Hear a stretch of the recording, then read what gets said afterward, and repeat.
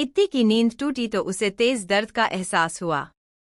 उसने अपने सर को छुआ। कल रात भर रोने की वजह से उसके सर में दर्द होने लगा था। क्या हुआ?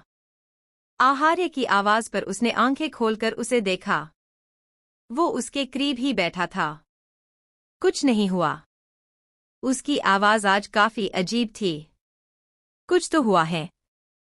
आहार्य ने हाथ बढ़ाकर उसके चेहरे को छुआ। उसे फीवर नहीं था।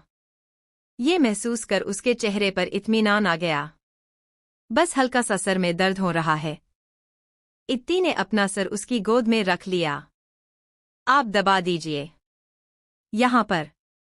उसने अपने माथे की ओर इशारा किया। आहार्य की उंगलियां बेहद मोहब्बत से उसका सर दबाने लगीं। क्या ओवरथिंक कर रही थी तुम?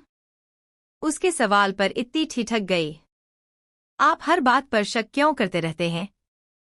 नहीं दबाना तो मत दबाइए। इत्ती उठकर बैठ गईं और अपने बिखरे बालों को ठीक करते हुए उसे नाराजगी से घूरने लगीं। आहार्य ने वापस ध्यान से उसका सर अपनी गोद में रखा। मैं शक करता हूं क्योंकि तुम्हारी ओवरथिंकिंग करने की आदत से मैं अनजान नहीं हूं। उसकी बात पर इत्ती खामोश हो गई। वो कुछ ठहर कर बोली, मैं कोई ओवरथिंकिंग नहीं कर रही थी। कहकर वो खामोश हो गई और आहार्य उसके बालों में अपनी उंगलियां चलाने लगा। तुम्हें कुछ ज्यादा ही हेयर फॉल हो रहा है। आहार्य ने अपनी हथेली को देखा। उसकी उंगलियों में इत्ती के कुछ टूटे हुए बाल फंस गए थे। क्या सच में? इत्ती ने सर उठाकर देखा और फिर अफसोस से उसकी ओर देखते हुए बोली, क्या डिलीवरी तक मैं गंजी हो जाऊंगी? वेट। वो घूर कर आहार्य को देखने लगीं। वॉट? एक बात बताइए, अगर मेरे सारे बाल झड़ गए और मैं गंजी हो गई तब भी आप मुझे पसंद करेंगे ना?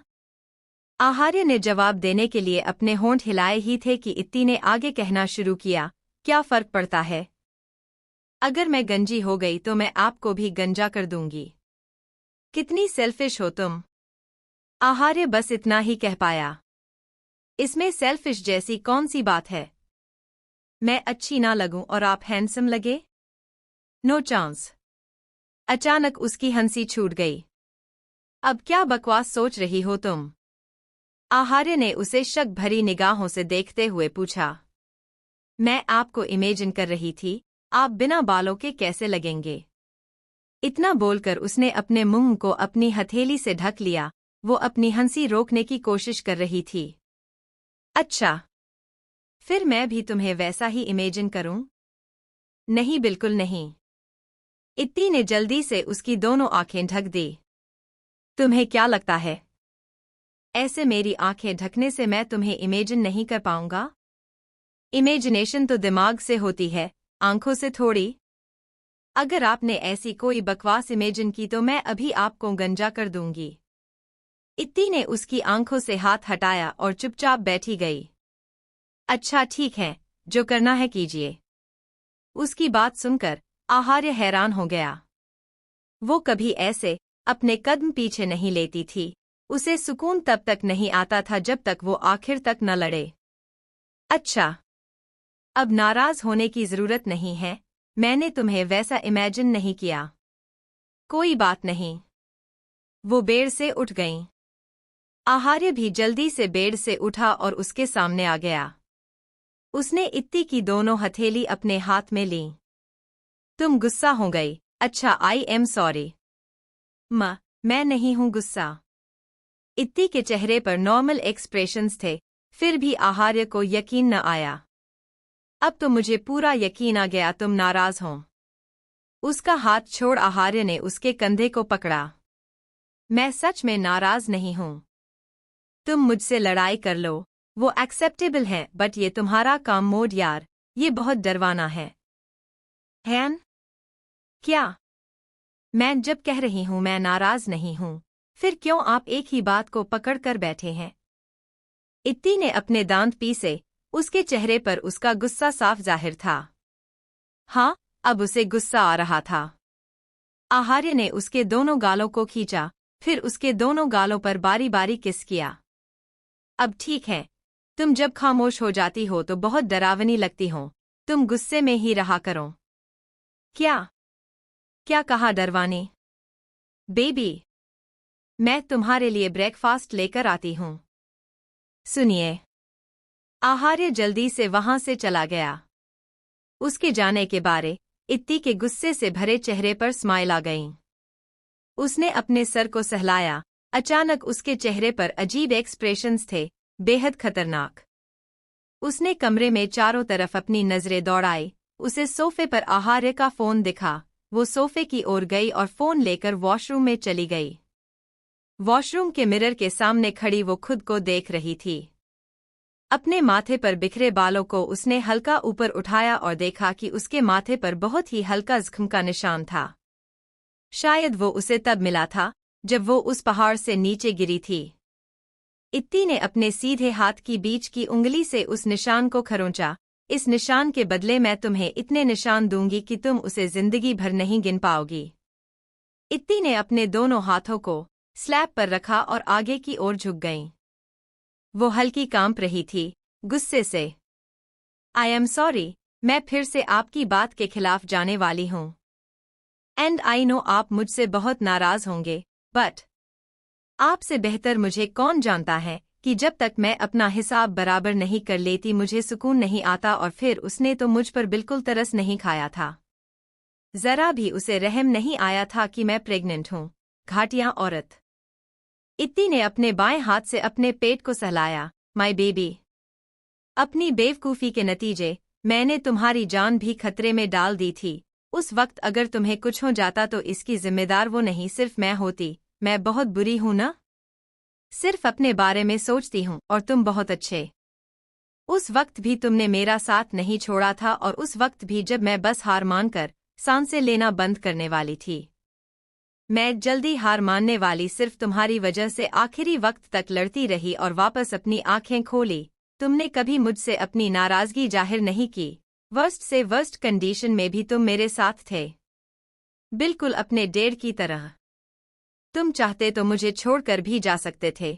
आखिर मेरी बेवकूफ़ी की वजह से तुम्हें इतना सहना पड़ा, लेकिन तुम मेरी बेवकूफ़ियों के बाद भी मेरे साथ हो, बिल्कुल उनकी तरह। वो अपने दोनों हाथों से अपने पेट को ढाके नीचे बैठ गईं। उसे बहुत गुस्सा आ रहा था, इतना कि वो सब बर्बाद कर दें।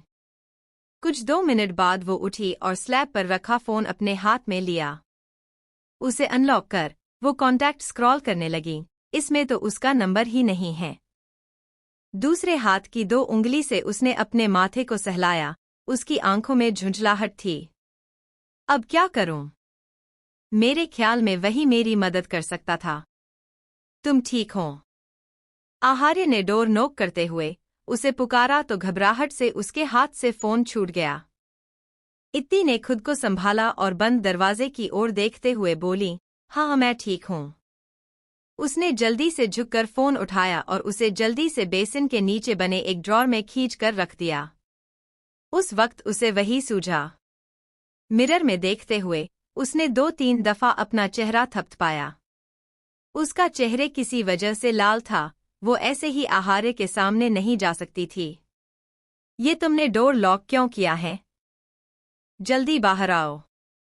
इत्ती जो अपने चेहरे पर पानी के छींटे मार रही थी, आहार्य की बात सुनकर उसने सर घुमाकर घूर कर दरवाजे को देखा। प्राइवेसी नाम की भी कोई चीज होती है? आखिर वो तेज आवाज में बोली। What privacy?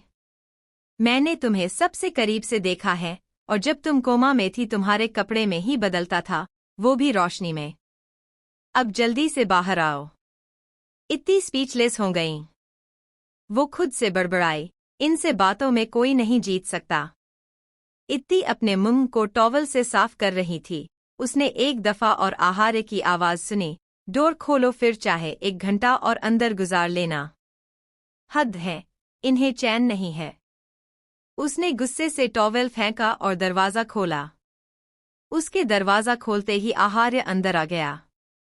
इत्ती एक कदम पीछे हो गई। आहार्य ने उसका हाथ पकड़ा और उसे ऊपर से नीचे तक घूरने लगा। उसकी नजरें इत्ती के चेहरे पर टिक गईं। बात नहीं लिया, सिर्फ फेस वॉश करने में तुमने इतना वक्त लगा दिया? इत्ती ने अपने दांत पीसते हुए जवाब दिया, ये आप इतना सीआईडी क्यों बन रहे हैं? हद है, साइड हटिए। उससे हाथ छुड़ाकर इत्ती उसके साइड से निकल गईं। आहार्य ने एक अजीब नज़र पूरे वॉशरूम में दौड़ाई। तभी उसने पीछे से इत्ती की आवाज़ सुनी, अब आप किस खुशी में वहां खड़े हैं? तुम्हारा मिस समेटने के लिए। इत्ती बेड पर बैठी, उसने नाश्ते की एक बाइट ली थी। आहार्य की बात सुनकर वो हैरानी से बोली, क्या मतलब? मतलब कि तुमने टॉवेल ऐसे ही फेंक दिया है। ओह, तो आप समेटिए। मिस। उसने दूसरा बाइट मुंह में डालते हुए उसे जवाब दिया। आहार्य ने टॉवेल उठाया, फिर झुककर बेसिन के नीचे की पहली ड्रॉर खोली। उसने एक दफा फोन अपने हाथ में उठाकर देखा, उसके होंठों पर स्माइल थी। फिर दोबारा उसने फोन उसी जगह पर रख दिया। वो रूम में आया और सबसे पहले इत्ती को देखा, जिसका ध्यान खाने में था। तुमने मेरा फोन देखा? उसके सवाल पर इत्ती ठिठक गई। उसने देखा, आहार्य इधर-उधर देख रहा था, लाजमी अपने फोन की तलाश में। उसकी निगाहें जब इत्ती पर ठहरी तो इत्ती का दिल रुक सा गया। लास्ट टाइम मैंने सोफे पर रखा था। माँ, मुझे नहीं पता। उसके चेहरे का उड़ा हुआ रंग आहार्य साफ देख पा रहा था। ठीक है, छोड़ो, यहीं कहीं होगा। आहार्य बेड पर इत्ती के सामने आकर बैठ गया। फिर उसने एक बाइट इत्ती के होंठों की ओर बढ़ाई। यकीनन तुम्हें याद नहीं होगा, तुम हमेशा से बहुत सारी बेवकूफियां करती हो। आहार्य ने खुद उसके मुंह में निवाला डाल दिया। इत्ती कुछ फैली आंखों से उसे देख रही थी क्योंकि उसे आहार्य की बात अजीब लगी थी। याद करने की कोशिश मत करो, मतलब यह है कि तुम हमेशा वही काम करती थी जो मैं तुम्हें करने से मना करता था। तुम्हें लगता था वो रिस्ट्रिक्शंस थी, लेकिन असल में उसमें तुम्हारी भलाई होती थी। खैर, तुम्हारी आदत में शुमार था मेरी बात के खिलाफ जाना। ऐसा नहीं है मुझे तुम पर गुस्सा नहीं आता था, लेकिन मेरी आदत में शुमार है कि मैं ज्यादा वक्त तक तुमसे नाराज नहीं रह सकता। तुम हमेशा मेरी इस कमजोरी का फायदा उठाती हो। उसने इत्ती की आंखों में देखा, थी। उसकी खैफनाक निगाह से इत्ती इस कदर घबरा गई कि उसने अपने मुंह में रखे निवाले को सीधा निगल लिया, जिसके नतीजे उसके गले में वो फंसा और वो बुरी तरीके से खांसने लगीं। आहार्य ने उसे पानी पिलाया। उसका दूसरा हाथ इत्ती की पीठ को सहला रहा था। रिलैक्स, वो सब पहले की बातें हैं। अचानक मुझे ख्याल आया तो मैंने जिक्र किया। इत्ती कुछ ठीक हुई तो आहार्य ने ग्लास ट्रे में रखा और उसे एक और खिसकाकर इत्ती को अपने सीने से लगा लिया। उसके हाथ अभी भी इत्ती की पीठ को आहिस्ता से सहला रहे थे। बट अब तुम काफी सुधर गई हो, मेरी बातें भी मानती हो। इत्ती कुछ नहीं बोली, वो बस उसके सीने से लगी बैठी थी। लेकिन उसका दिल जोरों से धड़क रहा था। And I know the reason. क्या रीजन? इत्ती के होंठ हिले। उसकी आवाज धीमी थी, फिर भी आहार्य ने सुन ली। ऑफ कोर्स, हमारा बच्चा। तुम्हें याद है न डॉक्टर ने क्या कहा था? ये मिरेकल ही है कि वो इतना सब होने के बाद भी सरवाइव कर रहा है, लेकिन बार बार मिरेकल हो ये जरूरी नहीं। आखिर तक उसकी ज़बान लड़खड़ा गई। और मैं जानता हूं तुम्हें इस चीज का ख्याल है। सारा दिन इत्ती आहार्य की बात के बारे में सोचती रही। न जाने क्यों उसे लगा कि आहार्य ने उसे इनडायरेक्टली वार्निंग दी है। नहीं, मैं कुछ ज्यादा ही सोच रही हूं। उसने अपना सर झटका। उसकी नजर सोफे पर गई जहां आहार्य बैठा था। उसका सारा ध्यान लैपटॉप में था। इत्ती के कहने पर उसने कुछ ऑफिस का काम करना हाल ही में शुरू किया था। मैं थोड़ी देर नीचे जा रही हूं, वो बेड से उठते हुए बोली। क्यों? आहार्य उसे देखने लगा। वो मैं कब से ऐसे बैठी फ्रस्ट्रेट फील कर रही हूं। ठीक है, बट घर से बाहर मत जाना। ठीक है। मैम, आप ये क्या बोल रही हैं? मैं उनसे ऐसा बिल्कुल नहीं कहने वाली, ये उनके साथ गलत होगा। श्रद्धा खड़ी परेशानी से इत्ती को देख रही थी। इत्ती की कई बातों ने उसे खासा हैरान किया था। इत्ती उसके सामने, उसके बेड के दूसरे सिरे पर, अपने दोनों हाथ दोनों ओर रखें बैठी थी। उसकी बात पर इत्ती ने अपनी आईब्रोज उठाई। आई थिंक तुम्हें मुझसे ज्यादा उनकी फिक्र है। क्यों? तुम कहो तो मैं तुम्हें उनकी दूसरी बीवी बना देती हूँ हम्मम। कैसा रहेगा? वो बेड से उठी और श्रद्धा के नजदीक खड़ी हो गईं। मैम आप ये क्या बोल रही हैं? अब बनो मत, अंदर ही अंदर तो तुम भी इसी चीज की ख्वाहिश करती हो ना। मैं आई तो थी तुमसे मदद मांगने, बट आज वक्त है कि मैं तुम्हारी ख्वाहिशात से पर्दा उठा ही देती हूँ। तुमसे सारे हिसाब बराबर कर लेती हूँ। इतनी खड़ी हुई तो उसे कुछ तकलीफ का एहसास हुआ, जिसे उसने नजरअंदाज किया क्योंकि इस वक्त वो शदीद गुस्से में थी। बहुत दिन से वो श्रद्धा से खुन्नस खाए बैठी थी। हाँ, वो इनडायरेक्टली उससे अपनी खुन्नस जाहिर करती थी, लेकिन आज उसे सब कुछ डायरेक्टली कहने का मौका मिला था। वो श्रद्धा के नजदीक आकर खड़ी हो गईं। मैम आप ये क्या बोल रही हैं? अब बनो मत, अंदर ही अंदर तो तुम भी इसी चीज की ख्वाहिश करती हो ना। मैं आई तो थी तुमसे मदद मांगने, बट आज वक्त है कि मैं तुम्हारी ख्वाहिशात से पर्दा उठा ही देती हूँ। तुमसे सारे हिसाब बराबर कर लेती हूँ। इत्ती ने दूसरी ओर देखते हुए 2-3 दफा गहरी सांस ली क्योंकि इतनी ताकत से बोलने से उसकी सांसें फूल रही थी। खुद को कुछ काम कर उसने फिर श्रद्धा की ओर गुस्से से देखते हुए आगे कहा, होश में आकर जब मैंने पहली दफा तुम्हें देखा था, तुम्हारी नजरें वो मुझे बिल्कुल पसंद नहीं आई थी। उस वक्त तो मुझे कुछ याद भी नहीं था, फिर भी मुझे तुम पर बेहद गुस्सा आया था। रोज मैं तुम्हारी आंखों में कुछ अलग महसूस करती हूँ, जो मुझे बिल्कुल पसंद नहीं। आखिर कैसी लड़की हो तुम जो ये जानते हुए कि वो शख्स ऑलरेडी मैरिड है, उसे इन निगाह से देखती हो? शर्म नहीं है तुम्हें जरा भी? इतना घाटिया कैरेक्टर है तुम्हारा। श्रद्धा जो उसकी बातें सुन रही थी, इत्ती की आखिरी बात उसे बर्दाश्त नहीं हुई। आखिर इत्ती ने उसे सीधे लफ्जों में न सही, लेकिन कैरेक्टर लेस का टैग दे दिया था। मैम आप अपनी हद पार कर रही हैं। उसकी आंखें नम हो गईं।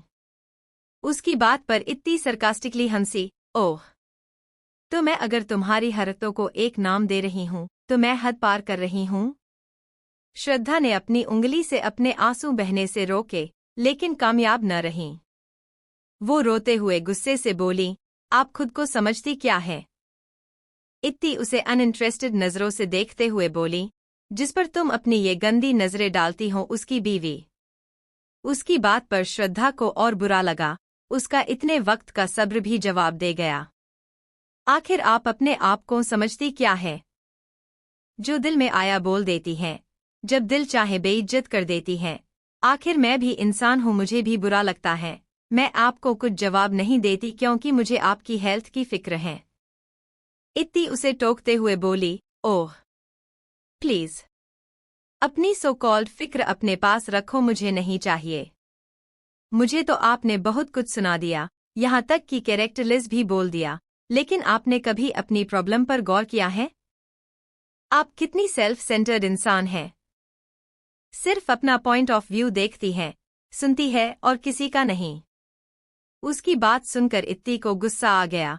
वो गुस्से से उसे उंगली दिखाते हुए बोली, अपना मुंह बंद रखो, तुम्हारी बकवास सुनने में मुझे कोई इंटरेस्ट नहीं है। श्रद्धा ने एक गहरी सांस ली। अब वो हमेशा की तरह काम थी। वो इत्ती को कामली देखते हुए उसके नजदीक आई, तो सुनने में इंटरेस्ट रखिए। हाँ, जानती हूँ किसी ने कभी आपसे इस लहजे में बात नहीं की होगी। सिर्फ आपकी सुनी होगी, उसी का नतीजा है आप इतनी self centred and sorry to say थोड़ा बदतमीज भी हैं। उसकी बात सुनकर इत्ती की आंखें चौड़ी हो गई, जिसे अगले ही पल नॉर्मल कर वो श्रद्धा को घूरने लगीं। अपने सीने पर अपने दोनों हाथ बांधकर उसने श्रद्धा को एक हंसी के साथ देखा। ओह, तुम्हें ज्यादा ही मेरी माँ बनने का और मुझे तमीज सीखने का शौक चढ़ा है न? ठीक है, तो अपनी ये ख्वाहिश पूरी कर लो। उसकी बात सुनकर श्रद्धा उसे गौर से देखते हुए बोली, अब तो आप ही ने मुझे इजाजत दी है, जब तक मैं आपको तमीज सिखा रही हूँ, प्लीज आप चुप रहिएगा। इत्ती बगैर कुछ जवाब दिए हाथ बांधे बस खड़ी उसे देखती रही। मेरे दिल में सच में उनके लिए एक सॉफ्ट कॉर्नर है, या उससे कुछ ज्यादा। इत्ती के बंधे हाथ अपने आप नीचे हो गए, उसकी दोनों हाथों की मुट्ठियां कस गई। दिल तो कर रहा था वो श्रद्धा को 2 थप्पड़ लगाए। श्रद्धा ने इत्ती की लाल होती हुई आंखों को देखा। लेकिन इसकी भी एक वजह है। वो ठहरी और उसने इत्ती को वो पार्टी वाला इंसिडेंट बताना शुरू किया। हाँ, मैं जानती हूँ, उनका मकसद मेरी मदद करना नहीं था, लेकिन उन्हीं की वजह से आज मैं आज़ाद हूँ और इतनी अच्छी जिंदगी जी रही हूँ। अगर वो मेरे हस्बैंड को आपकी वजह से बर्बाद न करते तो मैं अब तक उसके साए में जिल्लत की जिंदगी जी रही होती। अब जिस इंसान ने अनजाने में ही सही मुझे उस जिल्लत भरी जिंदगी से आज़ादी दिलाई, तो मेरा उनके लिए दिल में एक सॉफ्ट कॉर्नर आना आई थिंक नेचुरल है। उसने इत्ती को देखा, लेकिन उसके एक्सप्रेशंस देखकर वो कंफ्यूज हो गईं। उसे अपनी ओर देखता पाकर इत्ती के चेहरे पर स्माइल आ गई, जो बेहद अजीब थी। हो गया तुम्हारा? खैर, अगर बाकी भी हो तो आई डोंट केयर, क्योंकि अब मैं तुम्हें बकवास करने का कोई मौका नहीं दूंगी। हाँ, तो उन्होंने तुम्हें एक तरह से एक नई जिंदगी दी, राइट? यही ना? तो उस जिंदगी को एंजॉय करो। क्यों उसी शख्स पर अपनी नीयत बिगाड़ रही हो? कल को कोई और तुम्हारी मदद करेगा तो उसके प्यार में पड़ जाओगी क्या? इतना कच्चा ज़मीर है तुम्हारा? इत्ती कुछ ठहरी। आगे बोलने से पहले उसने अपने दाएं हाथ की हथेली से अपने चेहरे को रगड़ा। इस वक्त उसे शदीद गुस्सा आ रहा था। देखो, तुम मेरी बात गौर से सुनो। ये आखिरी दफा है जो मैं तुम्हें समझा रही हूँ। मुझे नहीं बर्दाश्त है अपने हस्बैंड पर तुम्हारी नजरें। अब उन नजरों में भले ही हमदर्दी हो, इज्जत हो, कुछ भी हो, मुझे उन पर किसी भी लड़की की नजरें बर्दाश्त नहीं है। किसी के लिए फीलिंग आना ये इंसान के हाथ में थोड़ी है। श्रद्धा ने उसे समझाने की कोशिश की, जिस पर इत्ती ने जोर से अपने हाथ की मुट्ठी कस ली। वो बस श्रद्धा को थप्पड़ लगा देना चाहती थी। वो सीधा श्रद्धा की नजरों में बिना फीलिंग के देखते हुए बोली, हाँ, बिल्कुल गलत है। तुम्हारी ये एक तरफा फीलिंग भी मुझे बर्दाश्त नहीं है। मैं किसी को इतनी इजाजत भी नहीं दूंगी कि कोई उनके लिए ये एक तरफा फीलिंग भी रखे। उनके लिए इस किस्म की सारी फीलिंग्स रखने का हक सिर्फ मुझे है। तुम कोई पहली लड़की नहीं हो। बहुत सी लड़कियां थी जो उनके लिए इस किस्म की फीलिंग रखती थी। सबका मुझे नहीं पता, लेकिन जिनका मुझे पता था उन्हें मैंने बख्शा बिल्कुल नहीं था। एंड आई वॉर्न यू, तुम्हें भी मैं बिल्कुल नहीं बख्शूंगी। और तुम सोच भी नहीं सकती कि मेरा बदला लेने का अंदाज कितना बुरा है। याद है उस दिन जब मैं बालकनी में बैठी थी और तुम मुझे चेक कर रही थी? इत्ती ने अपने होंठों पर ज़बान फेरी। और जाने से पहले तुमने एक बार नजर उठाकर उन्हें देखा था? उस वक्त मेरा दिल किया था कि मैं तुम्हें बालकनी से नीचे धक्का दे दूं। इत्ती के होठों पर एक साइको सी मुस्कुराहट आ गई। और तुम्हें पता है, अगर मैं ऐसा कर भी देती तब भी वो मुझे कुछ नहीं कहते। कोई मेरा कुछ नहीं बिगाड़ सकता था। अगर गिरकर तुम मर भी जाती तब भी नहीं। वो मुड़ी और जाकर बेड पर बैठ गई। शायद ज्यादा देर तक खड़े रहने से उसे कुछ तकलीफ का एहसास हो रहा था। उसने अपने दोनों हाथों को उसी अंदाज में दोनों ओर रखा। तुम कोई पहली नहीं होती जिसके साथ मैं ये करती। लाजमी तुम्हें मालूम नहीं होगा। चलो मैं तुम्हें अपने पागलपन का एक किस्सा सुनाती हूँ। उस वक्त इत्ती कुछ 2 वीक्स प्रेग्नेंट थी। हाँ, वो ऑफिस भी जाती थी। हमेशा की तरह वो आज भी लेट पहुंची थी और अपने फ्लोर पर जाने के लिए लिफ्ट का वेट कर रही थी। इधर उधर देखते हुए उसने सामने से आहार्य को आते देखा। उसके साथ ऋतिक भी था। शायद वो बाहर जा रहे था। उसे देखकर इत्ती ने उसके पास जाने के लिए कदम बढ़ाया। उसने पहला कदम लिया ही था कि अपने नज़दीक से उसने तेजी से किसी लड़की को गुजरते हुए देखा। वो लड़की जल्दबाजी में चल रही थी और आहार्य के नज़दीक पहुंचकर वो उस पर गिरने लगी। उसका पैर मुड़ा था या उसने जानबूझकर ये किया था, इत्ती को नहीं मालूम था। इत्ती ने बस देखा आहार्य जल्दी से एक और हो गया था, फिर भी गिरते हुए उस लड़की की उंगली आहार्य की उंगली से टच हो गई थी। इत्ती ने साफ ये मंजर देखा। उस वक्त उस पर एक अलग ही किस्म का पागलपन सवार हो गया था कि वो अभी उस लड़की को जाकर सबक सिखाए, लेकिन कुछ सोचकर वो खामोशी से लिफ्ट के अंदर चली गई। अगले दिन जब वो ऑफिस आई तो उसके कान में कुछ एम्प्लॉयज की आवाज पड़ी, जो आपस में एक दूसरे से कुछ गॉसिप कर रहे थे। तुम्हें मालूम है, पीआर डिपार्टमेंट की एक लड़की कल लिफ्ट में बंद हो गई थी। हाँ, मैंने भी सुना है, वो काफी देर तक लिफ्ट में बंद रही थी। वो तो सही वक्त पर उसे वहां से निकाल लिया गया, वरना वो बचती नहीं।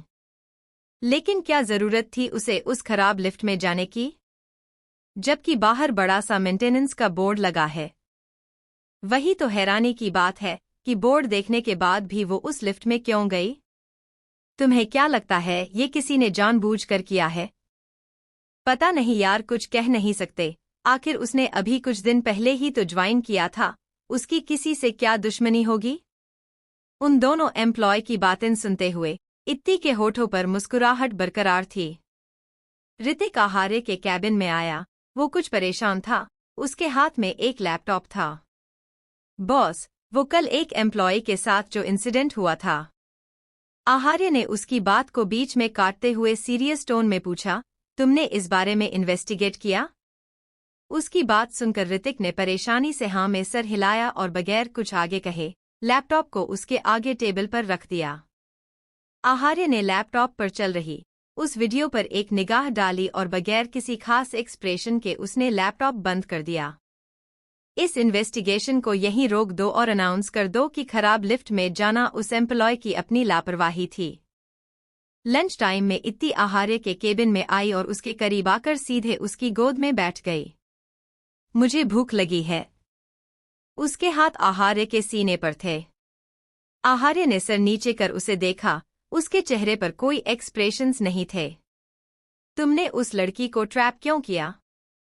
उसकी बात सुनकर इत्ती के उसके सीने पर चलते हाथ रुक गए। वो आहार्य की आंखों में देखते हुए बोली, तो बड़ी फिक्र हो रही है आपको उसकी? मैं चली जाती हूँ, आप उसकी फिक्र में आंसू बहाते रहिए। वो गुस्से से उठने लगी तो आहार्य ने उसकी कमर को पकड़ लिया। कितनी बार तुम्हें समझाना पड़ेगा कि इस कंडीशन में एटलीस्ट अपने गुस्से को कंट्रोल में रखो। उसने देखा कि इत्ती के चेहरे पर अभी भी बेहिसाब गुस्सा था। आहार्य ने उसके गाल पर हाथ रखा, जिसे इत्ती ने झटक दिया। आपको मैं बहुत बुरी लग रही होंगी ना? लेकिन मुझे नहीं बर्दाश्त कोई आपको छुए, और उसने वही किया था। उसके साथ जो हुआ वो डिजर्व करती थी। आहार्य को ऐसा कुछ याद नहीं था। आखिर उस एम्प्लॉय ने उसे कब छुआ? उसे ये भी ख्याल नहीं आ रहा था आखिर उसकी उससे मुलाकात कब हुई थी। खैर, उसने इत्ती से इस बारे में कुछ नहीं पूछा। तो मैं कहाँ तुम्हें कुछ कह रहा हूँ? इत्ती ने उसकी बात पर कोई रिस्पॉन्स नहीं दिया। अच्छा, क्या खाओगी? कुछ नहीं खाना मुझे। हाँ, तो तुम मत खाओ। इत्ती ने नजरें उठाकर उसे हैरानी से देखा। आहार्य उसके पेट की ओर देख रहा था। वो उसके पेट को हल्के से सहलाते हुए बोला, हमारे बेबी को तो खाना है। आई थिंक उसका कुछ हेल्थी खाने का मन है, जिसमें बहुत सारी हेल्थी वेजिटेबल्स हों। बोलते हुए इत्ती ने श्रद्धा के चेहरे पर नजर डाली, जो सूख चुका था। उसके होंठ भी कुछ कांप रहे थे। ये सब गलत है। वो बस इतना ही कह पाईं। तुम्हें गलत लग रहा है क्योंकि तुम खुद गलत हो। मेरी नजरों में ये मेरा रिश्ता निभाने का तरीका है। अब तुम खुद को ही देखो। तुम्हारा एक्स हस्बैंड तुम्हें किसी शिट की तरह ट्रीट करता था क्योंकि तुमने उसे मौका दिया था। मैं किसी को मौका नहीं देती कि वो मेरा जहनी सुकून बर्बाद करें, किसी को भी नहीं। गलत ही मुझे नहीं पता, मैं वही करती हूँ जो मुझे सही लगता है। वो खड़ी हुई। उसने श्रद्धा की ओर हाथ बढ़ाया तो श्रद्धा डर से पीछे हो गई। ये देखकर इत्ती धीरे से हंसी, तुम्हें मैंने शायद कुछ ज्यादा ही सीरियस ले लिया था, तुम तो बहुत कमजोर निकली। खैर, इत्ती ने जबरदस्ती उसका हाथ पकड़ा और उसके हाथ में एक पेपर रखा। जो एड्रेस लिखा है उस पर डिलीवर करना है, बस इतना सा काम है। वो ठहरी और श्रद्धा को घूरते हुए बोली, डोंट यू डेयर, मेरी बात से इनकार करने की हिम्मत मत करना। तुम्हें ये काम करना ही होगा, वरना मैं तुम्हें वहीं उसी के पास भेज दूंगी जहां से अनजाने में ही सही उन्होंने तुम्हें आज़ादी दिलाई थी। एंड यू नो ना, मैं ऐसा कर सकती हूँ। श्रद्धा मना करने के हक में नहीं थी। उसने पेपर पर लिखे उस एड्रेस पर एक नज़र डाली। इत्ती वहां से जाने लगी। कुछ सोचकर वो रुकी। तुमसे हेल्प मांगना मेरी मजबूरी है, क्योंकि फिलहाल मेरे पास ऐसा कोई नहीं है जो मेरा ये काम कर सकें। इतना कहकर वो चली गई। इत्ती जल्दबाजी में सीढ़ियों पर चढ़ने लगी। उसका पहला कदम था। सर उठाकर उसने सामने देखा तो चीख पड़ी। हड़बड़ी में उसका पैर स्लिप हुआ, लेकिन वक्त रहते आहार्य ने उसे थाम लिया। वो तीसरी सीढ़ी पर खड़ा था। शायद उसे देखकर ही वो चीखी थी। हर वक्त इतनी जल्दबाजी क्यों रहती है तुम्हें? इत्ती के चेहरे पर अभी भी घबराहट थी। वो गहरी सांस लेते हुए बोली, आपकी गलती है। आपने मुझे डरा दिया। आप ऐसे भूत की तरह यहाँ क्यों खड़े हैं? कुछ बोलने से पहले आहार्य ने उसे सीधा खड़ा किया। तुम काफी देर से रूम में नहीं आई थी तो मैं तुम्हें ही लेने आ रहा था। इतनी देर से तुम कहाँ थी? आहार्य उसके चेहरे को देखते हुए बोला। वो इत्ती से एक सीधी ऊपर खड़ा था। इस वक्त इत्ती उसकी कमर तक ही मालूम पड़ रही थी। मैं तो बस यही थी, ऐसे ही। एक मिनट, आप ये मुझे ऐसी शक की निगाह से क्यों देख रहे हैं? हर वक्त मुझ पर शक करते रहते हैं। कहकर इत्ती उसके साइड से निकल गईं। आहार्य उसके पीछे चलने लगा। जब बीवी तुम्हारी तरह ट्रबल मेकर हो तो शक करना पड़ता है।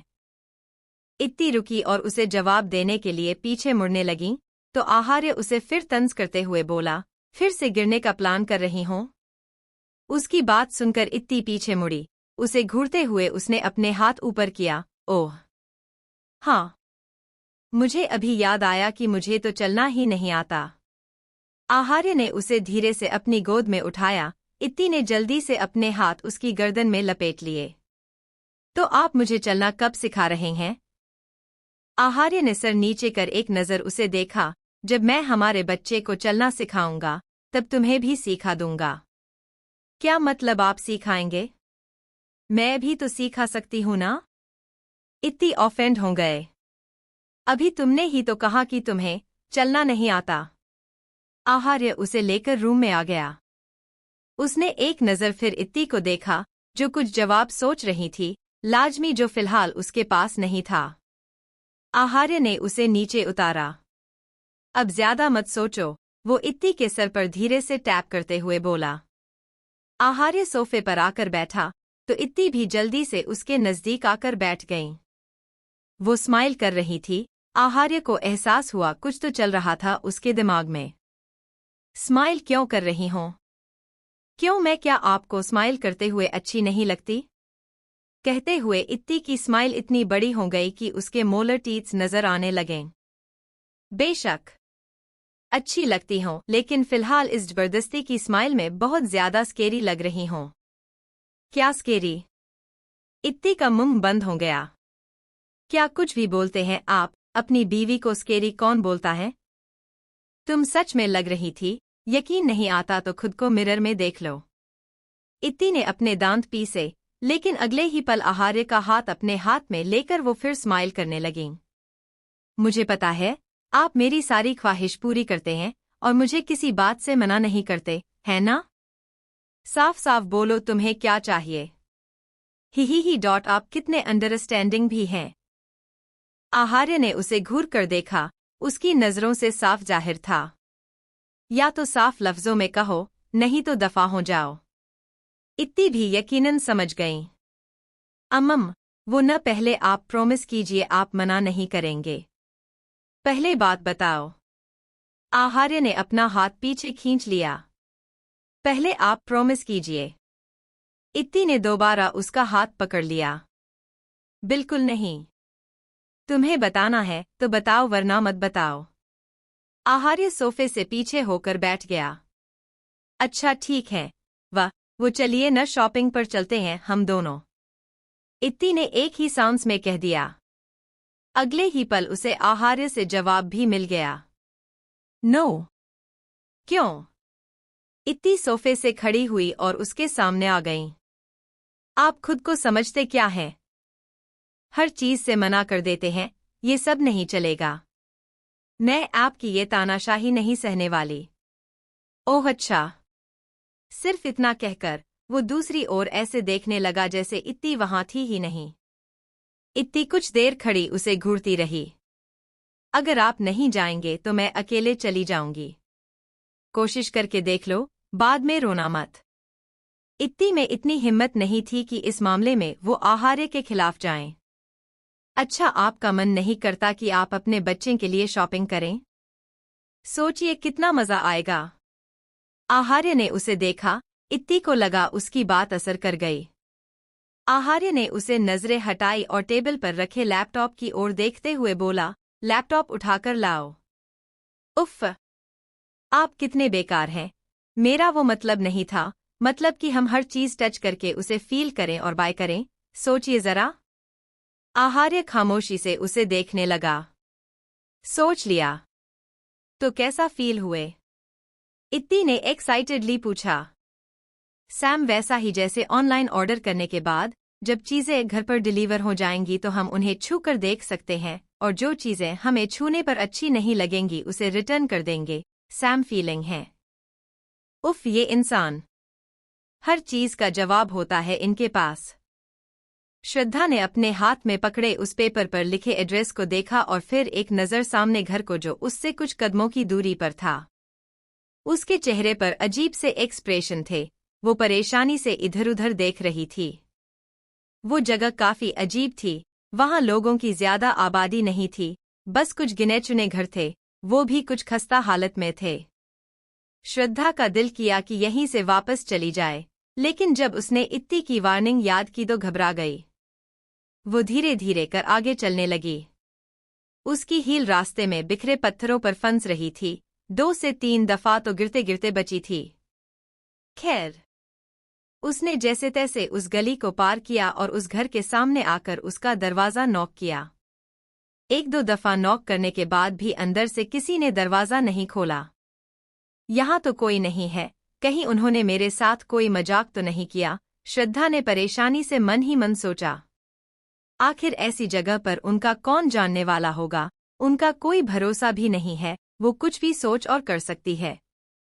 श्रद्धा ने फिर दरवाजा नॉक किया, लेकिन अभी भी अंदर से किसी ने दरवाजा नहीं खोला। वो वापस जाने लगी, लेकिन तभी उसने अंदर से कुछ आवाज सुनी। शायद कोई चीजें इधर-उधर कर रहा था। वो दरवाजे पर झुकी ताकि और अच्छे से आवाज सुन सके। उसे ये तो यकीन हो गया था कि अंदर जरूर कोई है, लेकिन वो इंसान दरवाजा क्यों नहीं खोल रहा था? श्रद्धा यही सोच रही थी। अंदर कोई है? प्लीज दरवाजा खोलिए, मुझे आपसे कुछ काम है। करीब 15 मिनट हो गए थे उसे ऐसे ही खड़े। अब वो भी कुछ फ्रस्ट्रेट हो गई थी। अंदर से उसे लगातार आवाजें आ रही थी, जैसे अंदर जो भी कोई था वो उससे कुछ कदमों की ही दूरी पर था, लेकिन मजाल हो उस शख्स ने दरवाजा खोला हो। श्रद्धा जाने के लिए मुड़ी, इतने में ही पीछे से तेज आवाज आई। लोहे का दरवाजा था, जब खुला तो उसने तेज आवाज की थी। श्रद्धा जल्दी से पलटी और सामने खड़े शख्स को देखकर एक पल के लिए ठहर गई। आखिरकार तुमने अपनी जिद मनवा ही ली। कार ड्राइव करते हुए आहार्य ने पैसेंजर सीट पर बैठी इत्ती पर एक नजर डाली, जो खिड़की से बाहर देख रही थी। इत्ती को ऐसा महसूस हो रहा था जैसे वो पहली बार ये खुली दुनिया देख रही थी, जैसे वो एक कैद से निकली हों। सच में, इतने महीनों से वो कैद ही तो थी। आहार्य की बात सुनकर इत्ती ने सर घुमाकर उसे देखा। तो आप मुझे ऐसा वैसा समझते हैं? मैंने तो तुम्हें कैसा भी नहीं समझा है। क्या मतलब है आपका? इत्ती की बात सुनकर आहार्य ने मुस्कुराते हुए कहा, मैं तो तुम्हें अपनी वाइफ समझता हूँ, तो मैं ऐसा वैसा क्यों समझूंगा? हाँ, फिर ठीक है। वो एक बार फिर विंडो से बाहर देखने लगी। हर पीछे छूटते पेड़, गाड़ियों को देखना उसे बहुत अच्छा लग रहा था।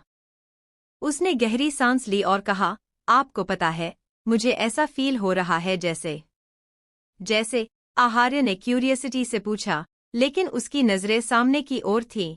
वो धीमी रफ्तार से कार ड्राइव कर रहा था। मैं इतने वक्त से एक ही घर में रह रहकर फ्रस्ट्रेट हो गई थी, अब मुझे ये नॉर्मल चीजें देखकर भी बहुत अच्छा लग रहा है। आहार्य ने अचानक कार रोक दी। आपने कार क्यों रोकी? इत्ती हैरानी से बोली। इधर आओ। आहार्य ने उसे अपने करीब बुलाया। इत्ती उसे अजीब तरीके से देखते हुए उसके नजदीक खिसक गईं। आहार्य ने उसकी कमर को पकड़कर उसे अपने और नजदीक किया। मैंने तुम्हारे साथ बहुत गलत किया ना? तुम्हें ऐसे रिस्ट्रिक्ट करके, तुम्हारे ऊपर इतनी पाबंदियां लगाकर। हाँ, बहुत गलत किया आपने, इत्ती ने क्यूटली कहा। इस वक्त वो बड़े ही मासूमियत से आहार्य को देख रही थी। मुझे तुम्हारे साथ ऐसा नहीं करना चाहिए था, है ना? उसने आगे कहा। हाँ, बिल्कुल। आपको मेरे साथ ऐसा नहीं करना चाहिए था। मैं बहुत बुरा हूं ना? हाँ, सच में आप बहुत ज्यादा बुरे हैं। इत्ती ने बार बार सर हिलाया। आहार्य ने सर झुकाकर उसे देखा, जो मालूम पड़ रही थी कि उससे मासूम इस जहां में कोई नहीं है। आहार्य ने धीरे से उसके जबड़े को पकड़ा। तुम भी बहुत बुरी हो ना? हाँ, मैं भी। इत्ती बोलते बोलते रुक गई। उसे ध्यान आया कि वो फ्लो में हर बात का हाँ में जवाब दे रही थी। नहीं, मैं तो बिल्कुल बुरी नहीं हूँ। इनफैक्ट मैं तो विक्टिम हूँ। अच्छा, तो तुम्हारा मतलब है कि मैं जुल्मी हूँ, जो तुम पर इतने वक्त से जुल्म कर रहा था? हाँ। हाँ, आप जुल्मी हैं, जो इतने वक्त से मुझ बेचारी पर जुल्म कर रहे थे। बेचारी मैं? उफ, उसने अफसोस की सांस छोड़ी। कितनी नौटंकी हो तुम। जाओ यहां से। आहार्य ने उसे छोड़ दिया। खुद ही तो बोला था कि मेरे पास आओ। मैं खुद थोड़ी आई थी आपके पास। हुआ। इत्ती वापस पैसेंजर सीट पर आकर बैठ गई। आहार्य ने अपनी कार आलीशान मॉल के सामने रोकी। उसने कार रोकी ही थी कि इत्ती ने उसका इंतजार नहीं किया और जल्दी से कार का दरवाजा खोलकर बाहर आ गई। आहार्य ने उसकी हरकत देखी और जल्दी से कार से बाहर निकला। वो जल्दी से उसके नजदीक आया और उसे लगभग डांटते हुए बोला, अगर तुम ऐसी हरकतें करोगी तो मैं तुम्हें वापस ले जाऊंगा।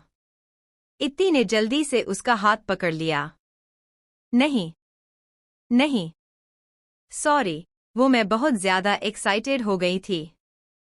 मुझे ऐसा फील हो रहा है जैसे मैं कोई गांव की लड़की हूं और पहली बार इतनी बड़ी बिल्डिंग देख रही हूं। बकवास बंद करो। आहार्य ने उसका हाथ पकड़ा और उसे लेकर चलने लगा। क्या आप हर बात पर डांटते रहते हैं? क्योंकि तुम ऐसे काम करती हो। वो अंदर आए तो इत्ती वुमन सेक्शन की तरफ जाने लगी। तुमने नहीं कहा था कि तुम्हें हमारे बेबी के लिए शॉपिंग करनी है? हाँ, करनी है, लेकिन पहले मैं अपने लिए शॉपिंग करूंगी।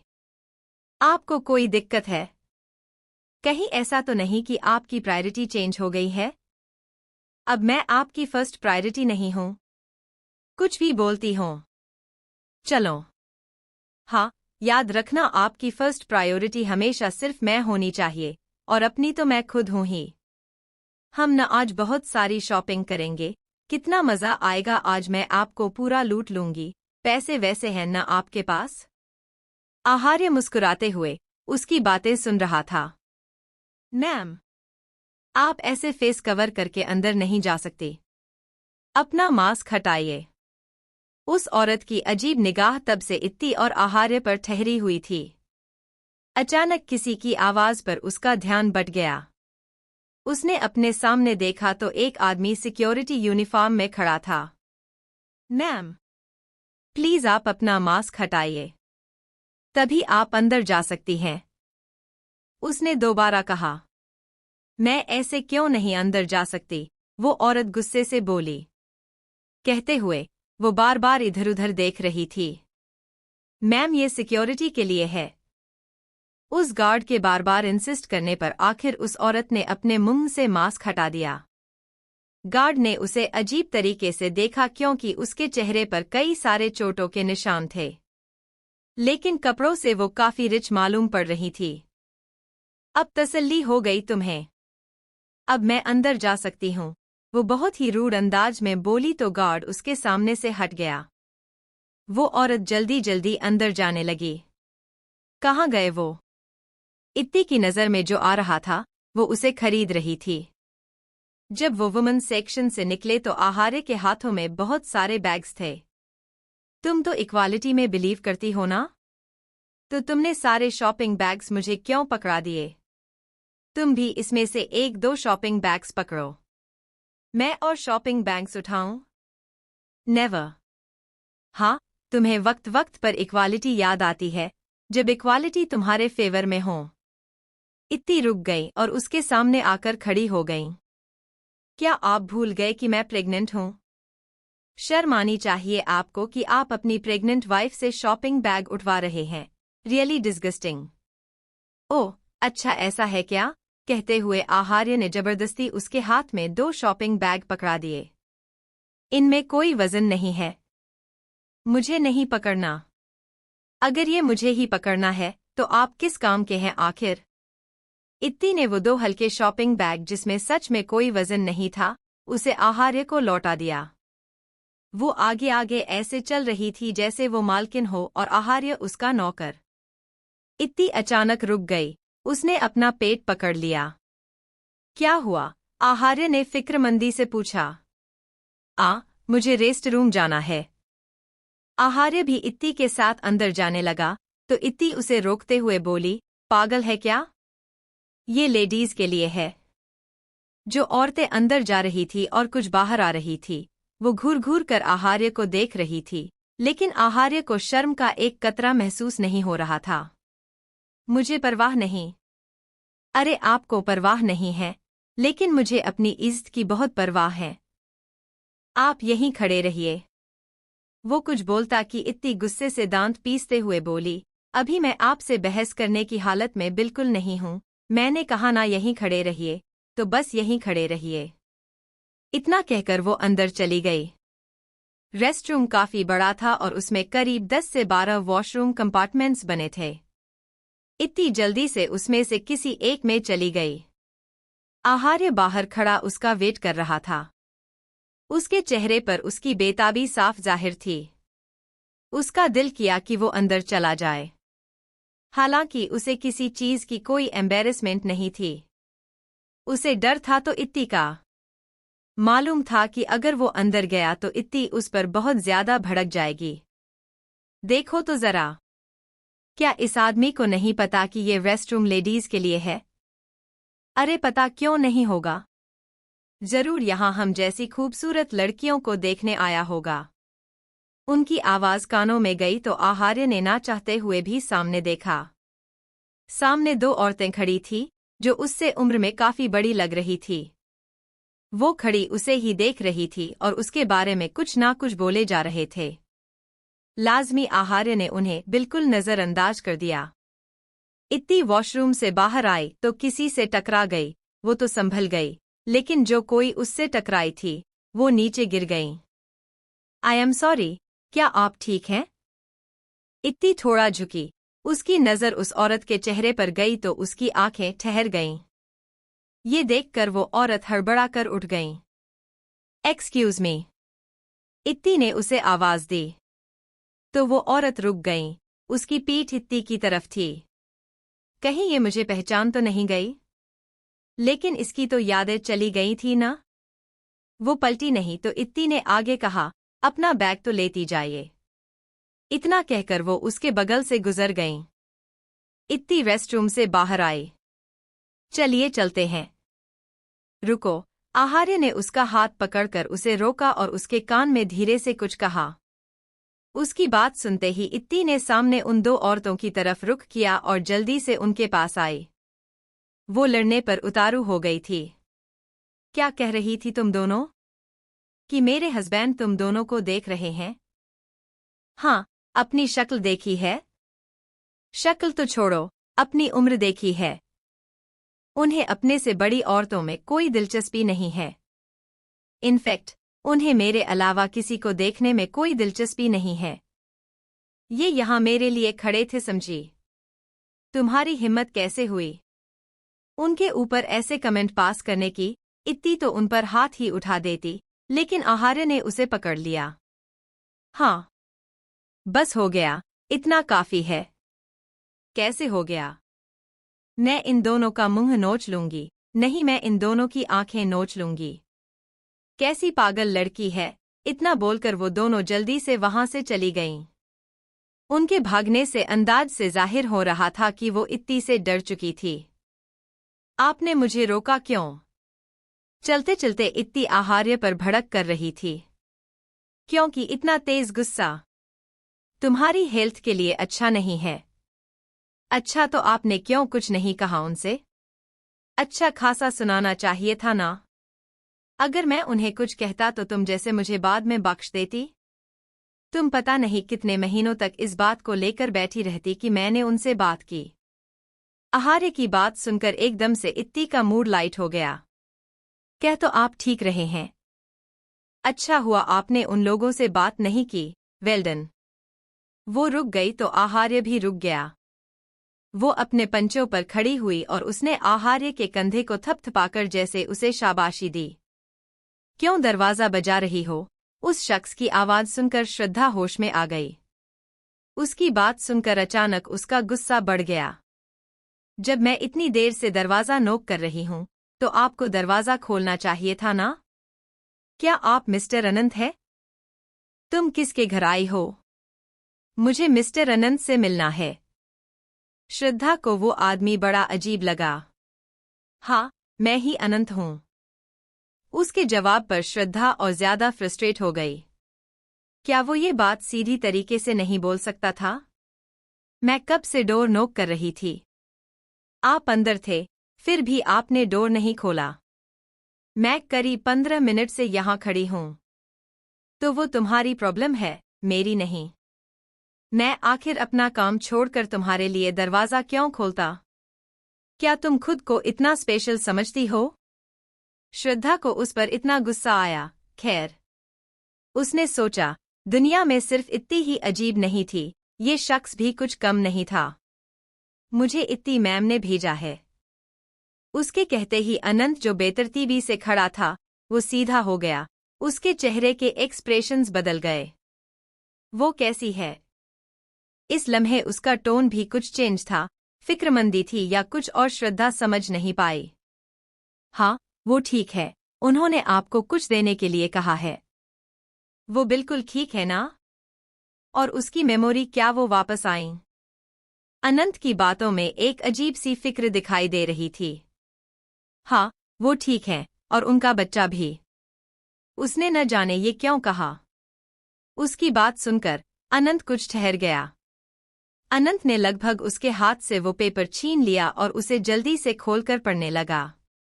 पहली लाइन पढ़कर उसे हंसी आ गई। लिसन। अपने आप को ज्यादा स्पेशल मत समझना।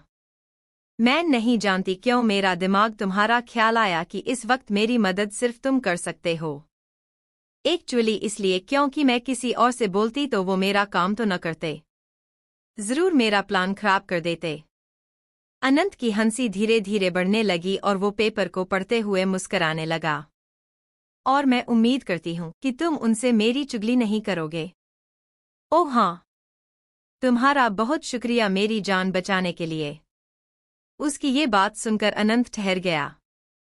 क्या इसे सब याद है? आगे की बातें पढ़ते हुए उसके चेहरे पर काफी कॉम्प्लिकेटेड एक्सप्रेशंस थे और उसने पन्ना पलटा। दूसरे पन्ने पर लिखी हुई बातें पढ़कर उसकी नजर अचानक श्रद्धा पर पड़ी। उसके देखते ही श्रद्धा अनकंफर्टेबल हो गई। किस हद तक मतलबी है ये लड़की? अनंत ने दिल ही दिल में इत्ती को कोसा। अनंत ने पहला पन्ना मोड़कर अपनी जेब में रख लिया और दूसरा पन्ना श्रद्धा की ओर बढ़ाया। क्या? पढ़ो इसे। श्रद्धा ने वो पेपर लिया। देखो, मुझे पता है कि तुम्हारे दिल में मेरे लिए फीलिंग्स हैं। I know I sound selfish but I don't care, तुम जो चाहे सोचो। अब जैसा कि तुम्हारे दिल में मेरे लिए एक सॉफ्ट कॉर्नर है, तो ये तुम्हारी बहुत बड़ी गलती है। इसके बदले तुम्हें मुझे कंपनसेट करना पड़ेगा, क्योंकि ये जानते हुए भी कि मैं मैरिड हूँ, तुम्हारे दिल में मेरे लिए फीलिंग्स होना ये बहुत गलत है। ये लड़की जिसने तुम्हें ये लेटर दिया है, इसका नाम श्रद्धा है और इसने भी वही गलती की है जो तुमने की है। इसे उसके लिए फीलिंग्स हैं जो सिर्फ मेरा है। मैं कुछ नहीं जानती। तुम्हें इस लड़की को अप्रोच करना होगा एंड आई डोंट केयर तुम ये कैसे करोगे, लेकिन तुम्हें करना ही होगा। बाय द वे, तुम दोनों एक दूसरे को डिजर्व करते हो। अगर तुमने ऐसा नहीं किया तो लानत है तुम्हारे एक तरफा प्यार पर। वो पन्ना पढ़ने के बाद एक बार श्रद्धा कुछ कह नहीं पाई। उसके होंठ बस इतना बुदबुदाए, वो ऐसा कैसे कर सकती है? वो कुछ भी कर सकती है। अनंत ने उसके हाथ से पेपर छीन लिया। हम्मम तो तुम्हारा नाम श्रद्धा है। अनंत ने उसे ऊपर से नीचे तक देखा। उसके होंठ के कोने मुड़ गए, जिसे देखकर श्रद्धा एक कदम पीछे हो गई। बाकी सब तो ठीक है, लेकिन जब से आई हो तुमने मुंह क्यों बनाया हुआ है? क्या बकवास कर रहे हैं आप? अभी तो मैंने कुछ कहा ही नहीं है। अनंत उसे घूरते हुए आगे बोला, क्या ये सच है कि तुम्हारे दिल में उसके लिए फीलिंग्स हैं? उसकी बात पर श्रद्धा भड़कते हुए बोली, आपको उससे क्या मतलब? पहले तो नहीं था, लेकिन अब जरूर है, और मैं हैरान हूं कि तुम अपने पैरों पर खड़ी कैसे हो। तुम जानती नहीं हो लड़की कितनी साइको है। अनंत एक कदम आगे आया और श्रद्धा को घूरते हुए आगे बोला, आई वॉर्न यू, उन दोनों से दूर रहना। अगर तुमने उन दोनों के रिश्ते में कोई खराबी पैदा करने की कोशिश की तो मैं तुम्हें छोड़ूंगा नहीं। उनका तो मुझे पता है कि वो किसी साइको से कम नहीं है, लेकिन इस वक्त आप भी किसी साइको से कम नहीं लग रहे हैं। आपको क्या मतलब मैं कुछ भी करूं? वुड बी मिसेस श्रद्धा। अनंत ने उसका हाथ पकड़ लिया। श्रद्धा घबरा गई।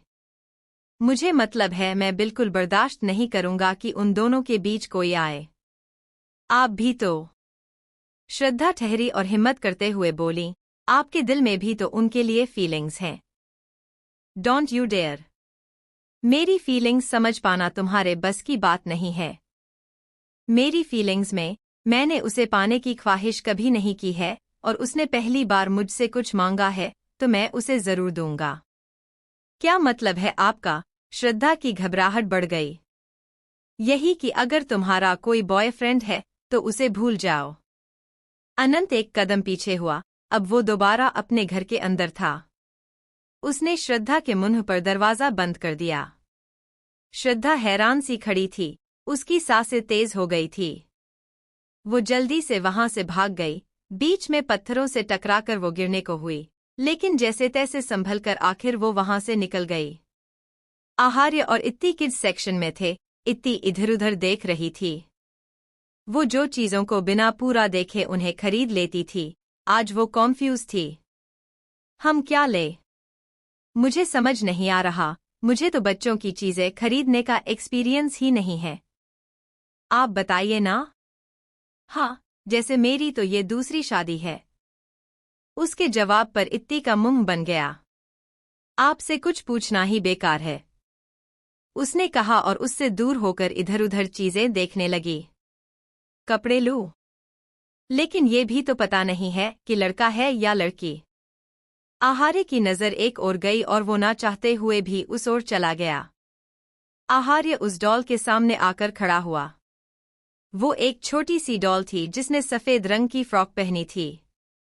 उसके गद्देदार पैरों में व्हाइट नेट कपड़े से बना जुराब भी था।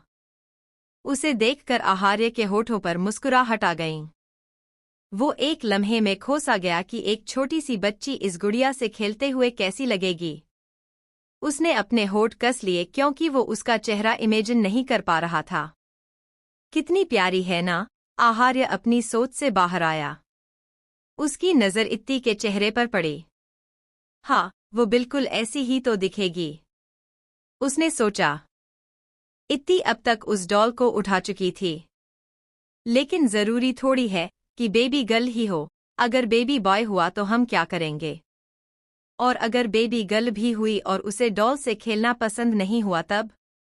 आपको पता है जब मैं छोटी थी तो मैं अपनी सारी डॉल्स के हाथ और पैर कट कर देती थी। इतना कहकर वो हंसने लगीं। यानी तुम बचपन से ही वाइल्ड थी ना? आहार्य ने उसके हाथ से डॉल छीन ली। ये देखकर इत्ती और ज्यादा हंसने लगी। आपको क्या लगा कि मैं इसके साथ भी ऐसा ही करूंगी? वो तो बचपन की बात थी। ओके, हम ये बाय करेंगे और ये भी। इत्ती ने अपना दूसरा हाथ आगे किया। आहार्य ने देखा उसके हाथ में 2 बेहद ही प्यारे वुलन सॉक्स थे। प्यारे हैं ना? इत्ती उन्हें हिलाने लगी। यहाँ पर कितनी प्यारी प्यारी चीजें हैं। ये सब बच्चों के लिए क्यों है? ये सारी चीजें मुझे चाहिए। इत्ती इधर उधर उन चीजों को देखते हुए काफी एक्साइटेड फील कर रही थी। कितनी लालची हो तुम! तुमने ऑलरेडी अपने लिए इतनी सारी चीजें ली हैं। ये सब तुम्हारे लिए नहीं है। तो किसके लिए है? इत्ती उसके पीछे पीछे चलने लगी। ओह! कोई अपने होने वाले बेबी के लिए कुछ ज्यादा ही पोसेसिव नहीं हो रहा है? आहार्य रुक गया। नहीं, मैं नहीं हो रहा। ओह! रियली? इत्ती ने उसके हाथ की ओर इशारा किया। तो आपने इस डॉल को ऐसे क्यों पकड़ा है जैसे मैं कभी भी आपसे ये छीन लूंगी? उस स्टोर में सच में बहुत प्यारी प्यारी चीजें थीं। आहार्य ने काफी कुछ खरीद लिया। ये फीलिंग बहुत अच्छी थी। उसके दिल ने गवाही दी। अरे वाह! आप तो किसी प्रोफेशनल की तरह शॉपिंग कर रहे हैं। सारी चीजें आपने एकदम परफेक्ट चुनी है।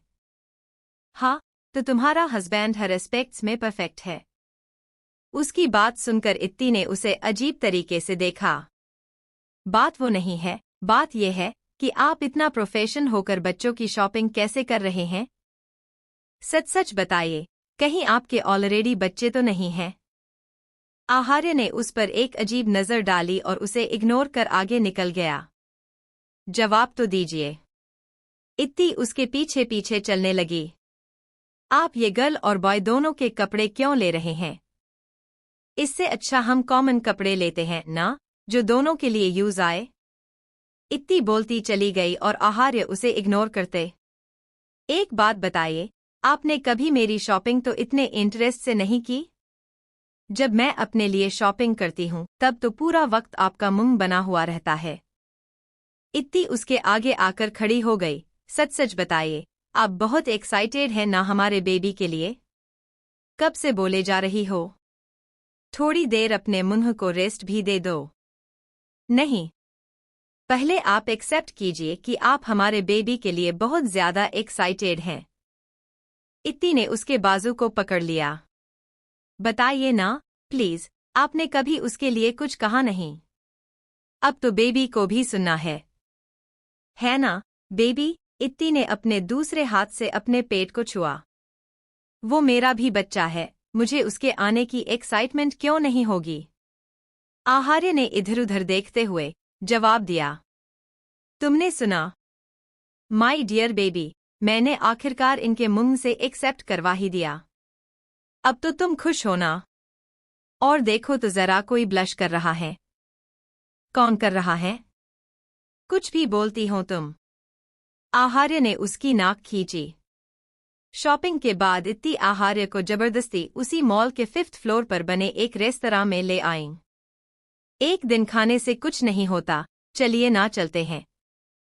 वो दोनों रेस्तरां में आए और एक टेबल के करीब आकर खड़े हो गए। आहार्य ने पैर से एक टेबल पीछे खिसकाई और उस पर बैठ गया। उसने देखा इत्ती अभी भी खड़ी थी। तुम क्यों खड़ी हो? उसकी बात सुनकर इत्ती उसे और ज्यादा बुरी तरह से घूरने लगी। क्या आपको नहीं पता कि मैं क्यों खड़ी हूं? नहीं, तभी तो मैं तुमसे पूछ रहा हूं। उसकी बात पर इत्ती झुंझला गई।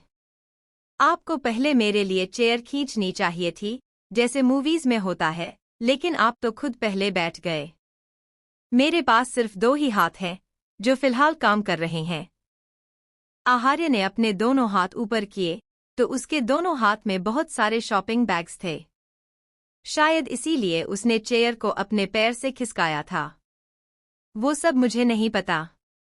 आप इन्हें नीचे रखिए और मेरे लिए चेयर खींचिए, तभी मैं बैठूंगी। इत्ती अपने हाथ बांधकर खड़ी हो गई। आहार्य अक्सर सोचता कि शायद प्रेगनेंसी की वजह से उसे इस किस्म के मूड स्विंग्स होते हैं, लेकिन अगले ही पल उसे ख्याल आता कि ये कोई ताज्जुब की बात नहीं थी, वो हमेशा से ऐसी थी। खैर, उसने बैग्स नीचे रखे और खड़ा हुआ। उसने इत्ती के लिए चेयर खींची तो इत्ती उसके सीने पर प्यार से थपथपाते हुए बोली, "aww, you are the bestest husband. Thank you." इतना कहकर वो चेयर पे बैठ गईं। Drama queen. आहार्य के होंठ फुसफुसाए और वो वापस आकर अपनी चेयर पर बैठ गया। क्या अब तुम खुश हो? इत्ती ने जवाब देने की कोशिश की, लेकिन उसके मुंह में खाना भरा हुआ था। हाँ, बहुत, कहीं दबी सी आवाज आई। आखिर किस चीज की जल्दबाजी है तुम्हें? आराम से नहीं खा सकती? खैर, उसकी ये ख्वाहिश भी पूरी हुई। आहार्य ने बिल पे किया और इत्ती को लेकर रेस्तरां से बाहर निकल गया।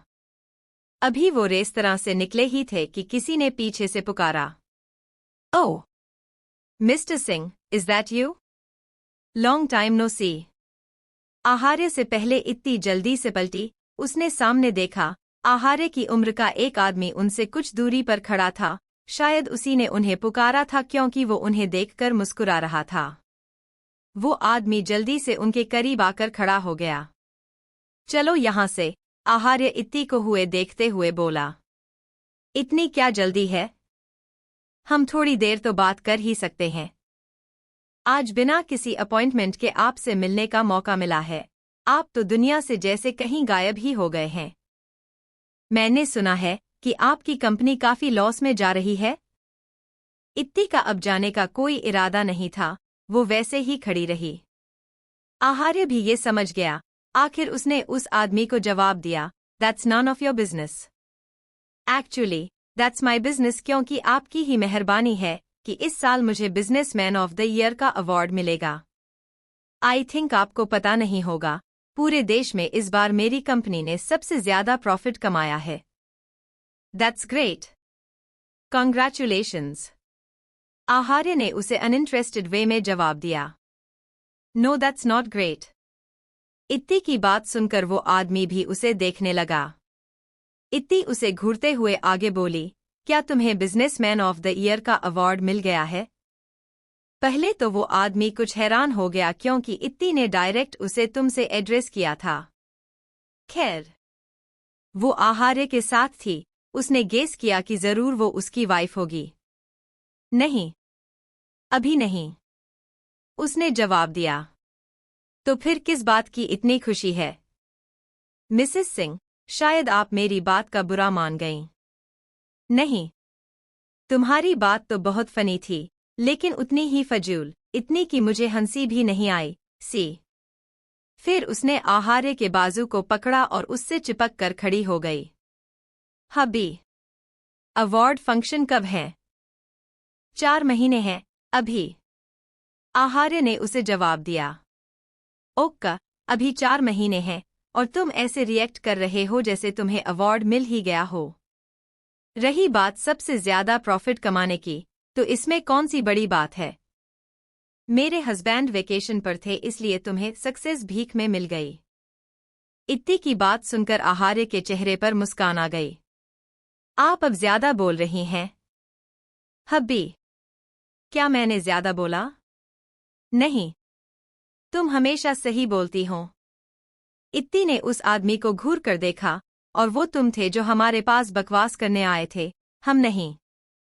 जब सवाल किया है, तो जवाब सुनने की हिम्मत भी रखो।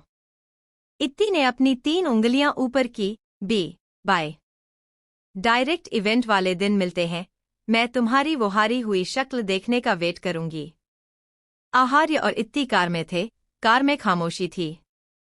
इत्ती बार बार आहार्य को देख रही थी, जो सामने की ओर देखते हुए कार ड्राइव कर रहा था। आप ऐसे मुंह बनाकर क्यों बैठे हैं?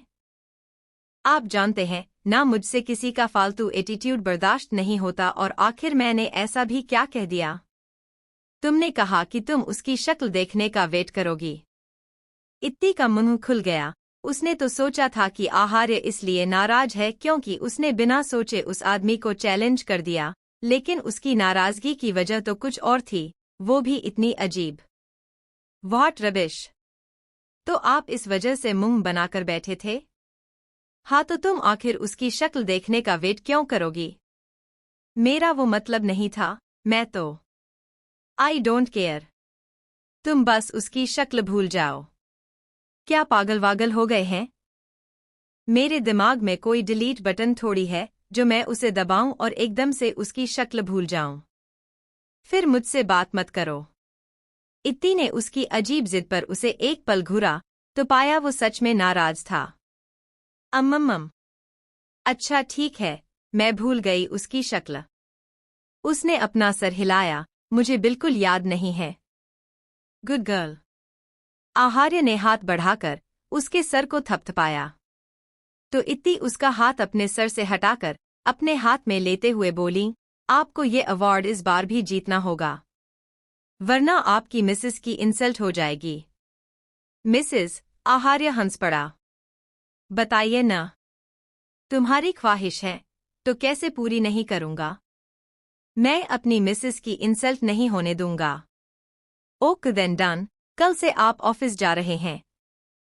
उसकी बात सुनकर आहार्य ने अपना हाथ पीछे खींचते हुए सीरियस टोन में जवाब दिया, नहीं, मैं घर से ही सब हैंडल करूंगा। बिल्कुल नहीं। आखिर आप क्यों सब खराब कर रहे हैं? आपका वैसे ही इतना नुकसान हुआ है, आप खुद दूसरों को मौका दे रहे हैं खुद से आगे निकलने का। मुझे उन सब की परवाह नहीं, लेकिन मुझे है। उस दिन मैंने आपकी और आपके असिस्टेंट की बातें सुन ली थी कि आपके इतने वक्त से ऑफिस न जाने से आपकी कंपनी को कितना लॉस हो रहा है, आपकी इमेज कितनी खराब हो रही है और आपके खिलाफ लोग कैसी रूमर्स फैला रहे हैं। अच्छा तो अब तुमने मेरी जासूसी भी शुरू कर दी? बात मत बदलिए। आई एम सीरियस, और अब मुझे उस घर में भी नहीं रहना। आहार्य ने सर घुमाकर उसे तीखी नजरों से घूरते हुए कहा, क्या चल रहा है तुम्हारे दिमाग में? बस मुझे उस घर में नहीं रहना, मैं बहुत फ्रस्ट्रेट हो चुकी हूँ उस जंगल में रह रहकर। आप सिटी साइड कोई बंगलो या बेहतर है कोई फ्लैट ले लीजिए। आखिर हम कब तक यहाँ रहेंगे?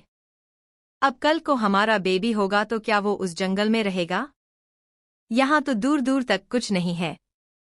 इत्ती की आखिरी बात सुनकर आहार्य सोच में पड़ गया, वो सही तो कह रही थी। इत्ती ने आगे बोलना जारी रखा, ये मेरी कोई फालतू जिद नहीं है, सच में मैं वहाँ रहकर बहुत फ्रस्ट्रेट हो गई हूँ।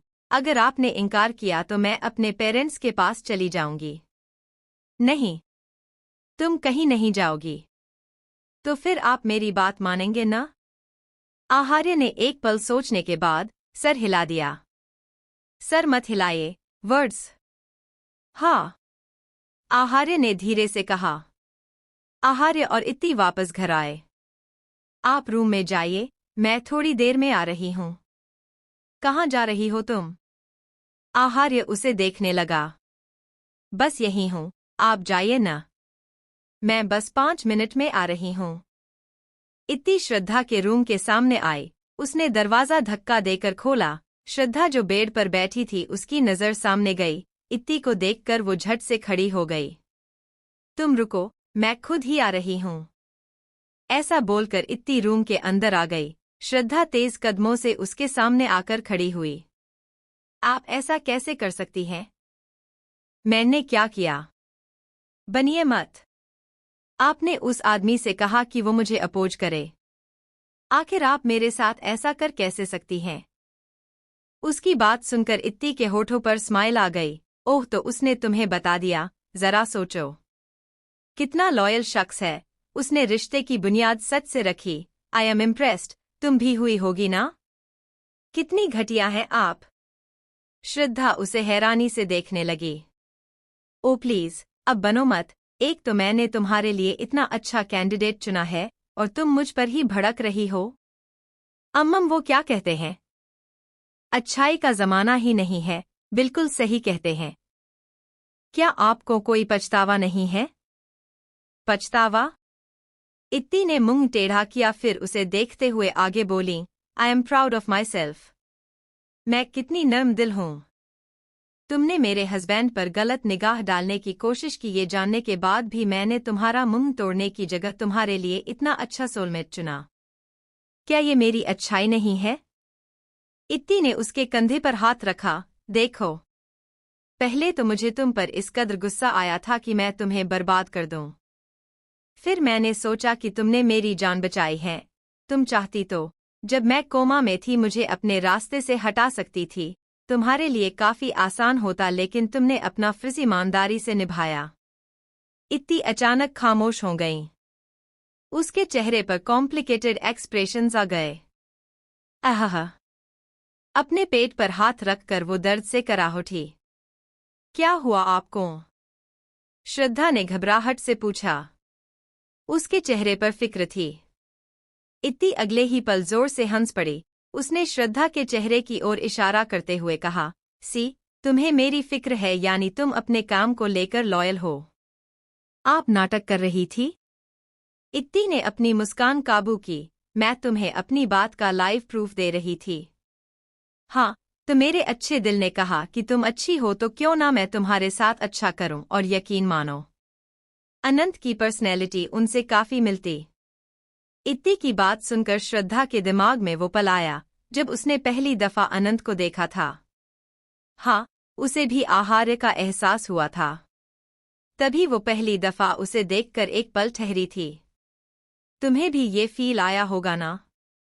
नहीं, मुझे कोई एहसास नहीं हुआ और ना ही मैं आपके इस मजाक का कोई हिस्सा बनूंगी। आप खुद को समझती क्या हैं? आप कैसे किसी की जिंदगी का फैसला ऐसे ले सकती हैं? उसकी बात सुनकर इत्ती ने अपनी एक आईब्रोज रेस कर उसे देखा। शुरुआत तुमने की थी और मेरा यकीन मानो, वो थोड़ा इरिटेटिंग है, लेकिन यकीनन वो तुम्हारे लिए एक बेहतर लाइफ पार्टनर साबित होगा। एटलीस्ट तुम्हें इज्जत देगा जो तुम्हें अपने पहले हस्बैंड से नहीं मिली। इत्ती ने आगे कहा, उसी ने मेरी जान बचाई थी। क्योंकि वो आपसे प्यार करते हैं, ये जानते हुए भी आप हम दोनों को कैसे जोड़ सकती हैं? क्योंकि तुम दोनों की ख्वाहिश पूरी नहीं हो सकती। बेहतर है तुम दोनों एक दूसरे की ख्वाहिश बन जाओ। इत्ती ने उसके कंधे को 2-3 दफा थपथपाते हुए आगे कहा, all the best for your upcoming life. इत्ती बेड पर बैठी फोन यूज कर रही थी। फिलहाल वो आहार्य का ही फोन यूज करती थी। यही वजह थी कि उसने अनंत को कोई कॉल या मैसेज नहीं किया था। आहार्य बेड पर आया और उसने इत्ती के हाथ से फोन छीन लिया। अब सो जाओ। क्या हम शुरू से यही रहते थे? जब से हमारी शादी हुई है। इत्ती के सवाल पर आहार्य चुप हो गया। इत्ती ने आगे कहा, अगर हम इससे पहले कहीं रहते थे तो क्यों ना हम वहीं शिफ्ट हो जाए? नहीं, कहते हुए उसकी आवाज तेज थी। हम शुरू से यही रहते हैं और मैंने कहा ना, मैं जल्द ही सब अरेंज कर दूंगा। तुम क्यों ये सब फालतू की बातें सोचती रहती हो? मैं तो बस पूछ रही थी, इतना क्यों भड़क रहे हैं? आहार्य ने उसे जबरदस्ती लेटाया और उसे ब्लैंकेट से पूरा ढक दिया। अब सो जाओ। जल्दी ही इत्ती सो गई क्योंकि आज वो काफी थक गई थी। उसके करीब बैठा आहार्य सोया नहीं था, वो इत्ती की कहीं बातों के बारे में सोच रहा था। सही तो कह रही थी वो। इस बीच आहार्य ने काफी चीजों को इग्नोर कर दिया था। इत्ती उसे हर रोज कहती थी कि वो यहां रहकर फ्रस्ट्रेट हो गई है। अभी नहीं। जब आहार्य 5 महीने पहले उसे यहां लाया था, तब भी वो यहां रहने के लिए राजी नहीं थी। लेकिन आहार्य ने उसकी मर्जी इग्नोर कर उस पर अपनी मर्जी थोपी। उसने सोती हुई इत्ती के सर पर हाथ रखा, तुम सही कह रही हो, हम हमेशा यहां नहीं रह सकते। सर, मिस्टर अनंत आपसे मिलना चाहते हैं। दिग्विजय सिंह ने अपना चश्मा उतार कर नीचे रखा था, उनका काम अभी खत्म हुआ था। गार्ड की बात सुनकर वो हैरान हो गए। अनंत? इतनी रात को? उसे अंदर भेजो। कुछ देर में अनंत उनके सामने बैठा था, दोनों के बीच खामोशी थी। तो वो चाहती है, तुम उसकी मदद करो और तुम मुझसे क्या चाहते हो? आपके गार्ड्स? उसकी सेफ्टी के लिए। और क्या वो इस बारे में जानता है? अनंत ने थोड़ा ठहरकर जवाब दिया, नहीं। उसे कुछ नहीं पता, एंड मैं रिक्वेस्ट करता हूं कि आप भी उसे कुछ ना बताएं। वो लड़की हमेशा की तरह फिर से कोई नई बेवकूफ़ी करना चाहती है और तुम उसमें उसका साथ देना चाहते हो। क्या वो भूल गई कि वो अभी मरते मरते बची है? और अभी इस कंडीशन में नहीं है कि इतना बड़ा रिस्क ले। आप फिक्र मत कीजिए, मैं उसका ख्याल रखूंगा। कुछ देर बात करने के बाद अनंत वहां से चला गया। दिग्विजय सिंह अब वहां अकेले थे। वो अपनी चेयर पर पीछे होकर बैठ गए। हाँ, वो इत्ती से कभी मिले नहीं थे, बावजूद इसके वो इत्ती को बहुत अच्छे से जानते थे, उसकी हर आदत, उसकी हर हरकत। वो तब से उस पर नजर रखते आए थे जब से आहार्य और इत्ती पहली बार मिले थे। वो गुस्से से बड़बड़ाते हुए बोले, ये मुसीबत की पुड़िया हर बार नए तरीके कैसे खोज लेती है उसके खिलाफ जाने के। पहले मुसीबत में पड़ती है और फिर रोती है। दिग्विजय सिंह ने शायद ही कभी अपने मुंह से इत्ती का नाम लिया था। वो हमेशा उसे मुसीबत की पुड़िया ही कहते थे, क्योंकि जब भी उनका कोई एजेंट उन्हें इत्ती की कोई खबर देता तो उसमें इत्ती ने यकीनन कोई ना कोई बेवकूफ़ी ही की होती थी। आहार्य ने जल्दी ही सारे अरेंजमेंट्स कर लिए, जैसा कि उसने इत्ती से प्रॉमिस किया था। आज वो अपने नए घर में शिफ्ट होने वाले थे। आहार्य ने अपनी कार 8 माला बिल्डिंग के सामने रोकी। इत्ती ने कार की खिड़की से बाहर अपना सर निकालकर उस बिल्डिंग को देखते हुए कहा, वाव, हमारा फ्लोर कौन सा है? तुम जिस पर चाहे रह सकती हो। उसका जवाब सुनकर इत्ती ने उसे देखते हुए पूछा, बाकी लोगों को इससे दिक्कत नहीं होगी? नहीं। उसके इस नहीं पर इत्ती एक पल ठहरी और अगले ही पल चिल्लाते हुए बोली, अब ये मत बोलना कि आपने सारे फ्लोर्स खरीदे हैं। उसकी बात पर आहार्य ने बस सर हिला दिया। आहा, आप कभी सुधर नहीं सकते। हम क्या किसी वायरस से इन्फेक्टेड हैं जो हमेशा आइसोलेट रहते हैं? आइसोलेट नहीं है, आसपास बिल्डिंग में लोग रहते हैं। इत्ती ने एक नज़र खिड़की से बाहर देखा। कुछ दूरी पर कई सारी बिल्डिंग थी। वो एक पोर्श और डेवलप्ड एरिया था। इत्ती अब क्या ही कह सकती थी। उसने सीट के पीछे अपना सर टिका लिया। वो अफसोस से बोली, आप कभी नहीं सुधर सकते। हाँ, क्योंकि मेरी इंस्पिरेशन तुम हो। आहार्य ने दरवाज़ा खोला और कार से बाहर निकल गया। इत्ती को कुछ पल लगा उसकी बात का मतलब समझने में। तब तक आहार्य उसकी ओर आ गया था और उसने इत्ती के लिए दरवाज़ा खोला। मैं सब समझ रही हूँ, आपके कहने का मतलब। थोड़ा कम वक्त नहीं लगा तुम्हें समझने में? इत्ती ने रहने के लिए सेकंड फ्लोर चुना। वो काफी एक्साइटेड थी अपने नए घर के लिए। जल्दी चलिए ना, रुको। इतना कहकर आहार्य ने उसे अपनी गोद में उठा लिया। साथ में चलते हैं। पहले भी साथ ही चल रहे थे। इत्ती उसकी गर्दन में अपने हाथ लपेटते हुए बोली, नहीं, पहले तुम मुझे छोड़कर आगे भाग रही थी, साथ अब हैं। आहार्य ने उसे ठीक से एडजस्ट किया, जिससे एक पल इत्ती की बॉडी कुछ ऊपर हुई। जब उनकी शादी हुई थी तब भी वो इत्ती को अपने गोद में उठाकर लाया था। आहार्य के दिमाग में यही पल था। उसने इत्ती को देखा। यकीनन वो सोच रहा था कि इत्ती को कहाँ वो लम्हा याद होगा। सेकंड फ्लोर पर आने के बाद इत्ती ने भाग कर कुछ ही पल में सारा फ्लैट देख लिया। तुम्हें पसंद आया? हाँ। और सबसे मस्त ये ओपन की किचन है, कितना कूल है ना? आहार्य दीवार से टिककर खड़ा उसे ये सब करते हुए देख रहा था। किचन की तारीफ तो ऐसे कर रही हो जैसे सारा वक्त अब किचन में बिताओगी। इत्ती ने अपनी कमर पर हाथ रखकर उसे घूरते हुए जवाब दिया, आप ताने मारने का एक मौका नहीं छोड़ते ना? मुझे किचन पसंद आया इसका मतलब ये थोड़ी है कि मैं वहीं बसने का सोच रही हूँ। शालिनी आंटी कहाँ है? इत्ती को किचन से कुक का ख्याल आया। वो और मिस श्रद्धा फर्स्ट फ्लोर पर हैं। शालिनी आंटी अपना काम करने आएंगी और मिस श्रद्धा जब उनकी जरूरत होगी। ये डॉक्टर मेरा पीछा कब छोड़ेगी? इत्ती ने सोचा। वैसे वो भी जानती थी कि श्रद्धा से बेहतर उसकी हेल्थ के बारे में कोई नहीं जानता। इत्ती की प्रेगनेंसी कॉम्प्लिकेटेड थी, इसलिए आहार्य कोई रिस्क नहीं लेना चाहता था। शुरुआत से उसने श्रद्धा को फुल टाइम के लिए अपॉइंट किया था। मिस्टर ऋतिक, उनकी हालत अब बद से बदतर होती जा रही है। This side. व्हाइट कोट पहने वो आदमी कोई डॉक्टर मालूम पड़ रहा था। उन्होंने एक रूम को और इशारा किया। मैं चला जाऊंगा। ऋतिक ने उन्हें हाथ से इशारा किया तो वो वहां से चले गए। ऋतिक ने एक गहरी सांस ली और उस कमरे का दरवाजा खोलकर अंदर चला गया। अंदर एंटर करते ही उसकी नज़र बेड के नज़दीक ज़मीन पर बैठे एक आदमी पर गई। जिसकी पीठ उसके सामने थी। पीछे से ही मालूम चल रहा था वो कोई बूढ़ा आदमी था।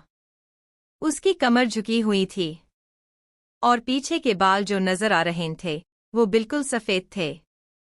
वो कुछ बड़बड़ा रहा था। मेरी बेटी, मैं तुम्हारे लिए सबको बर्बाद कर दूंगा। तुम फिक्र मत करो, हम दोनों मिलकर सबको बर्बाद कर देंगे। उसकी बातें गौर से सुनते हुए ऋतिक कमरे में इधर-उधर देख रहा था। कमरे में बदबू सी आ रही थी जो शायद उसके पास रखी खाने की प्लेट से आ रही थी। ऋतिक चलते हुए उसके सामने आया। किसी की मौजूदगी के एहसास से उस आदमी ने सर उठाकर ऊपर देखा। उसकी शक्ल पर ऋतिक भी एक पल चौंक गया। उसकी शक्ल बेनूर हो चुकी थी। जल्दी ही उसके चेहरे से वो एक्सप्रेशंस चले गए। देखो, ये मेरी बेटी मोहिनी। उन्होंने अपना हाथ आगे किया। उनके हाथ खाली थे। हाँ, वो राणा सिंह थे जो मोहिनी सिंह के पहाड़ से गिरने की खबर सुनकर ही पागल हो गए थे। तुम ये डिजर्व करते हो। ऋतिक उनके करीब से गुजर गया। वो खुश नहीं रहेगा। आखिर कोई अपनी मां के कातिल के खून के साथ कैसे खुश रह सकता है? ऋतिक रुक गया। वो जल्दी से उनके सामने आया और झुककर उनका कॉलर पकड़ते हुए चीखा, क्या कहा तुमने? बताओ। यानी तुम नाटक कर रहे हो? क्या तुम मेरी बेटी को ढूंढ कर ले आओगे? नाटक बंद करो। बताओ मुझे तुम्हारा मतलब क्या था? ऋतिक इतना डिस्परेट हो गया कि उन्हें झंझोड़ने लगा। डॉक्टर! वो चिल्लाया। डॉक्टर भागते हुए जल्दी से अंदर आए। What happened? ऋतिक चिल्लाते हुए बोला, ये नाटक कर रहा है, अभी इसने अलग तरह से बात की। Mister Hrithik, calm down. उनकी मेंटल हेल्थ सच में खराब है। वो हर लम्हा अलग तरह से बर्ताव करते हैं। ऋतिक कुछ काबू आया और उसने राणा सिंह की ओर देखा, जो अब कुछ और बड़बड़ा रहे थे। मैं जयपुर का राजा हूँ, मुझसे तमीज से बात करो। अगले दिन इतनी जल्द ही उठ गईं। उसने सर घुमाकर देखा तो आहार्य सो रहा था। वो जल्दी से बेड से उतरी और रूम से बाहर चली गईं। कुछ देर बाद वो लौटी तो उसके हाथ में ट्रे थी। उसने उसे टेबल पर रखा और आहार्य की साइड आकर खड़ी हो गई। फिर आहार्य का हाथ पकड़कर खींचने लगीं। जल्दी उठिए, आज से आपको ऑफिस जाना है। आहार्य एक ही बार में उठकर बैठ गया। मुझसे ज्यादा मेरे जाने की तुम्हें खुशी है, क्या करने वाली हो? इत्ती ने उसका हाथ छोड़ दिया। उसकी बात पर वो ठिठकी थी लेकिन वो एहसास उसने अपने चेहरे पर नहीं आने दिया। आपको हमेशा ऐसा क्यों लगता है कि मैं कुछ गड़बड़ करने वाली हूं? बस मुझे फील होता है। आहार्य ने उसका हाथ पकड़कर उसे अपने सामने बैठाया और उसके बाल यूं ही सुलझाते हुए बोला, आज तुम्हें वाइफ बनना का शौक क्यों चढ़ा है? मुझे ऑफिस जाने के लिए उठाना, ये सब। ओह, तो आज आपको मुझे लेकर वाइफ वाला फील आया है। और रोज? हर रोज क्या फील करते हैं आप? आहार्य उसके चेहरे पर झुकते हुए धीरे से बोला, जैसे मैं एक निहायती जिद्दी बच्चे का बेबी सिटर हूं। आहार्य जल्दी से बेड से उतर गया। वॉशरूम में जाते हुए उसने इत्ती की चिल्लाने की आवाज सुनी, यू नो वॉट? मुझे भी आपको लेकर कोई हस्बैंड वाला फील नहीं आता। लगता है जैसे आप एक तंजिया सांस हैं जो बस हर बात पर मुझे ताना मारते रहते हैं। रेडी होने के बाद आहार्य सोफे पर आया। इत्ती पहले से वहां बैठी थी। उसका मुंह गुस्से से बना हुआ था। अच्छा, मेरी बीवी ने क्या बनाया है मेरे लिए? दिख नहीं रहा। आहार्य ने ट्रे में रखी चीजों पर नजर डाली। 2 ब्रेड जिस पर बटर की मोटी सी लेयर थी और जूस का ग्लास। आहार्य फिर इत्ती की ओर देखते हुए मुस्कुराने लगा। इत्ती नाराज लहजे में बोली, बहुत मेहनत लगी है इसे रेडी करने में। ऑरेंज पता नहीं कौन से कोने में रखे थे और बटर भी मैंने 10 मिनट ढूंढा, फिर जाकर फ्रिज में मिला।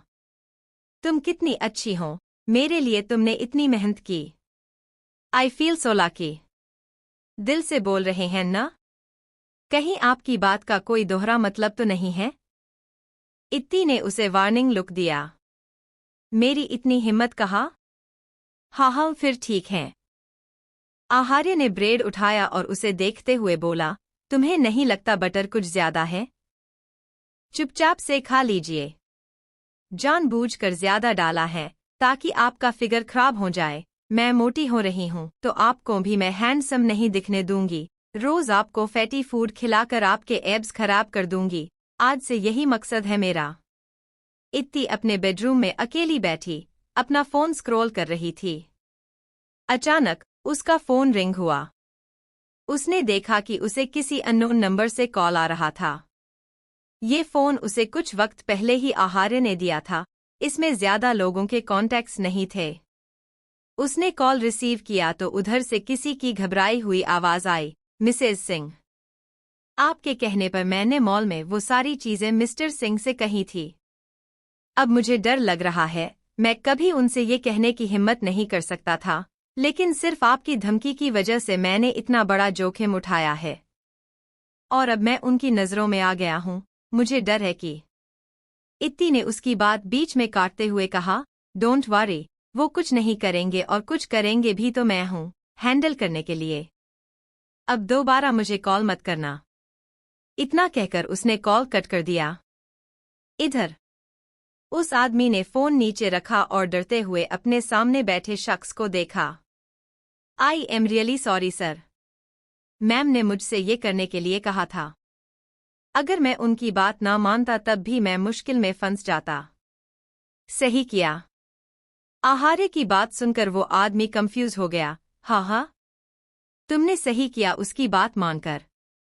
वो उठा और वहां से चला गया। वो आदमी थका और हैरान सा वहीं सोफे पर बैठा रहा। ये मिस्टर और मिसेस सिंह दोनों ही कितने अजीब हैं। आहार्य अपनी कार में आकर बैठा। यानी अब तुम मुझे डबल क्रॉस कर रही हो। बेशक तुम्हें जो करना है करो। जब तुम अपने मन का कर लोगी तब हम आमने सामने होंगे। ऋतिक रात भर से घर नहीं लौटा था। वो वापस आया और सीधे अपने कमरे में चला गया। मौनी और गौरी जी उसे देखते रह गए। मौनी गौरी जी की ओर देखते हुए बोली, मैं देख कर आती हूँ। फिर वो अपने कमरे में आई। उसने देखा कि ऋतिक सोफे पर बैठा अपने जूते निकाल रहा था। वो उसके सामने आकर खड़ी हो गई। रात भर से कहाँ थे आप? ऋतिक के काम करते हाथ रुक गए। उसने अपना पैर नीचे रखा और सोफे पर पीछे से टिकाकर बैठ गया। मौनी उसके नजदीक बैठते हुए बोली, कुछ हुआ है क्या? आप काफी परेशान लग रहे हैं। ऋतिक ने आंखें बंद किए ही जवाब दिया, हाँ। कुछ बहुत ही अजीब हुआ है। मुझे कुछ ऐसा पता चला है जो बहुत ही बुरा है। ऐसा नहीं होना चाहिए था।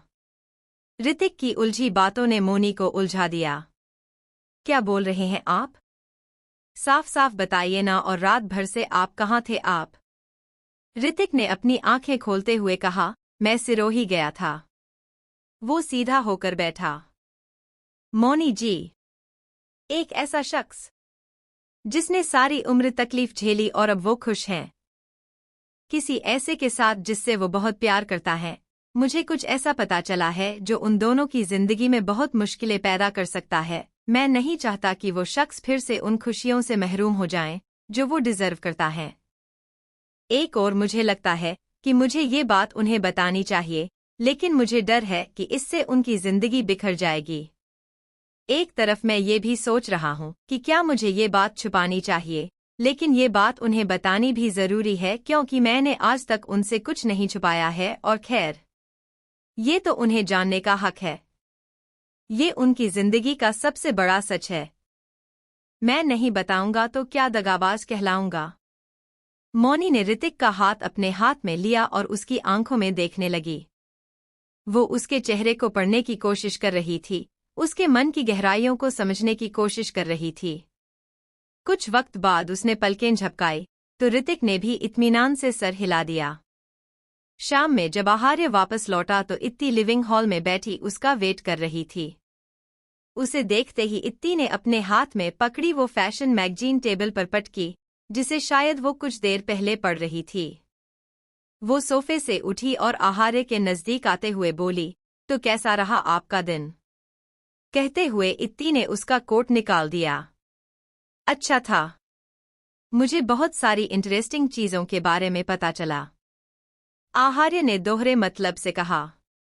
वो रूम की ओर जाने लगा तो इत्ती उसके पीछे पीछे चलते हुए बोली, और क्या आपने मुझे मिस किया? आहार्य ने चलते हुए उसका हाथ पकड़ते हुए जवाब दिया, तुम्हें मैं कैसे भूल सकता हूँ? तुम हर वक्त मेरे ज़हन में छाई रहती हो।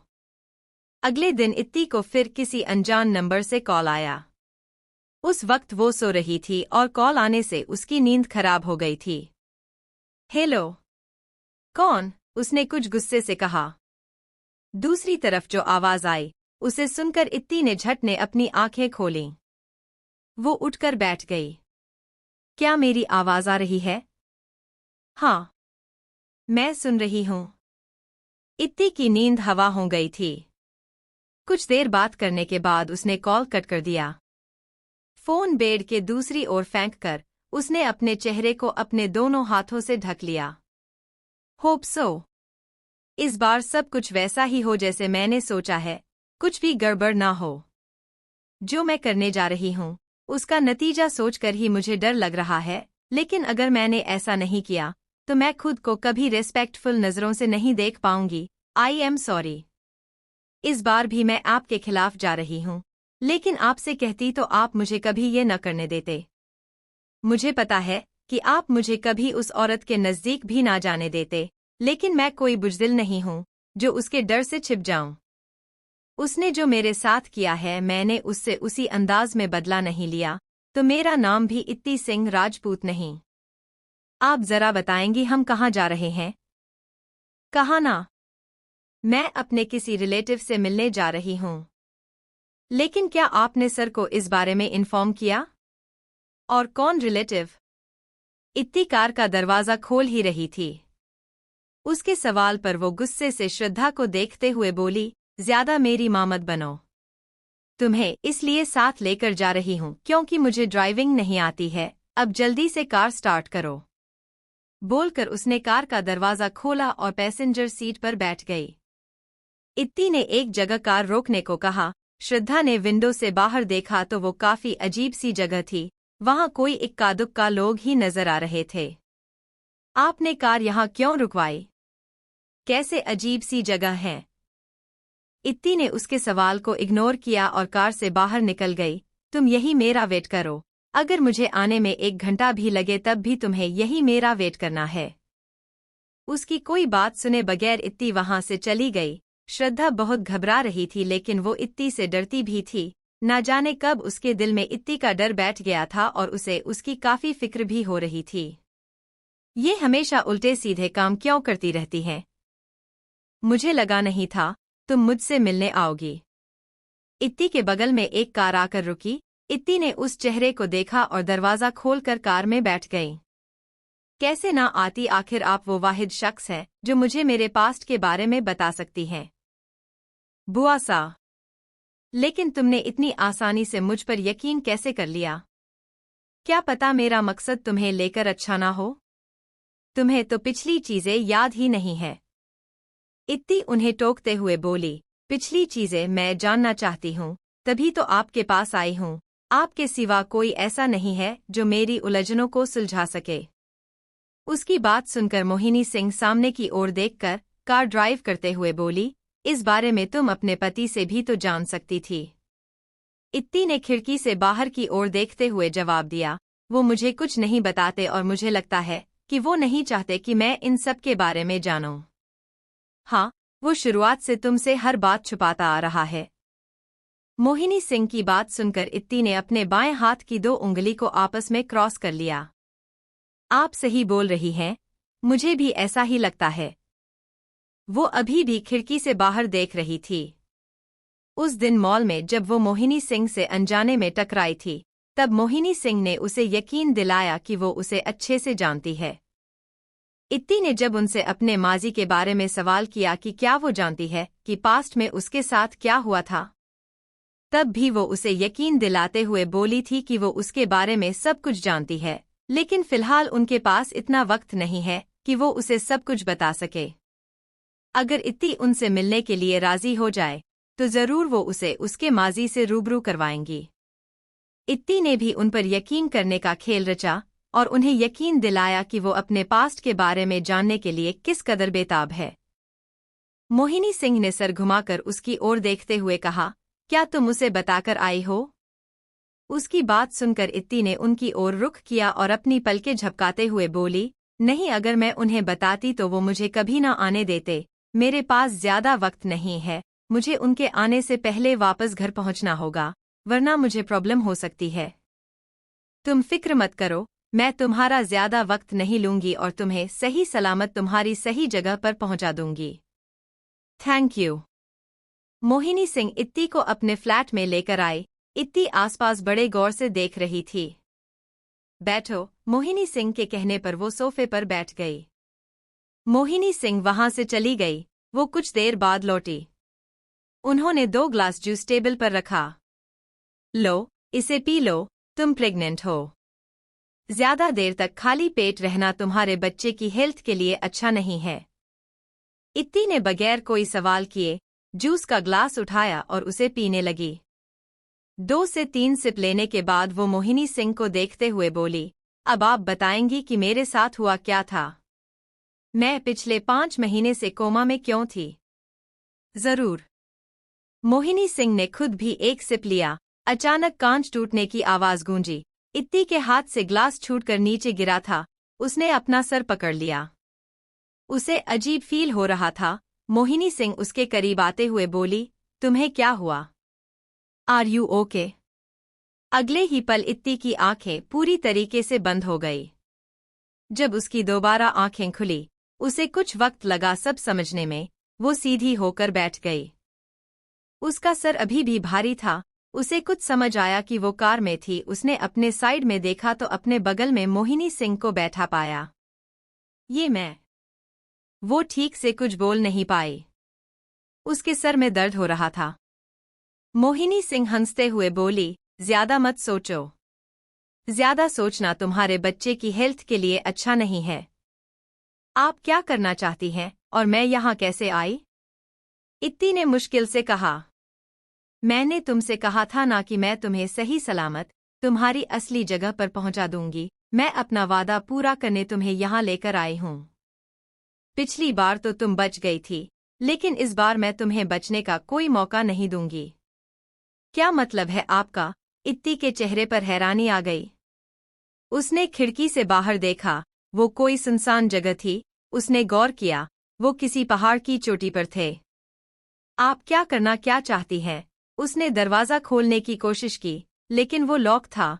वो पैनिक करने लगी। उसने अपना फोन ढूंढने की कोशिश की। मेरा फोन कहाँ है? आप करना क्या चाहती हैं? वो मोहिनी सिंह पर चिल्लाते हुए बोली। उसकी हरकत पर मोहिनी सिंह की स्माइल और बड़ी हो गई। यकीन मानो, मेरे इरादे बिल्कुल नेक नहीं हैं। लेकिन मैंने सोचा नहीं था ये सब इतना आसान होगा। मुझे तो लगा था इस बार तुम्हें अपने काबू में लेने के लिए मुझे बहुत मुश्किलें होंगी, लेकिन तुम तो अभी भी उतनी ही बेवकूफ हो जितनी 5 महीने पहले थी।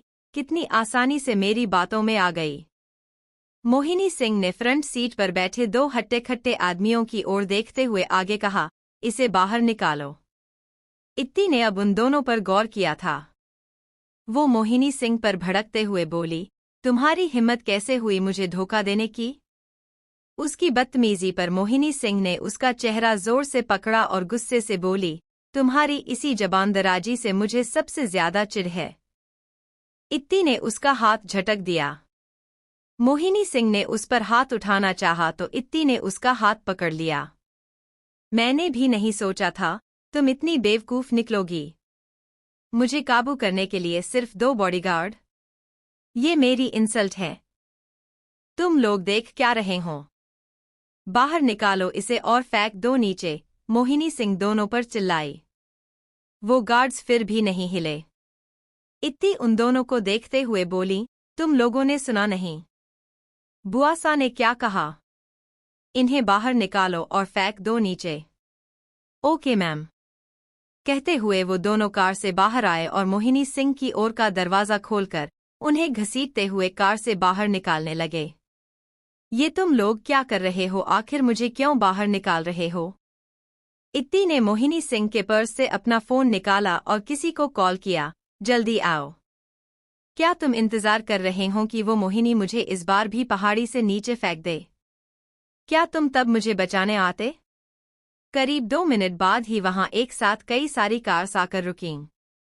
उस पूरे एरिया को करीब 100 से ज्यादा गार्ड्स ने कुछ ही पलों में घेर लिया। उसके 1 मिनट बाद ही अनंत वहां पहुंचा। इत्ती उसके पास आकर धीरे से बोली, तुमने इतने सारे गार्ड्स क्यों अरेंज किए? 4-5 से भी काम चल जाता। इतनी सेफ्टी काफी थी।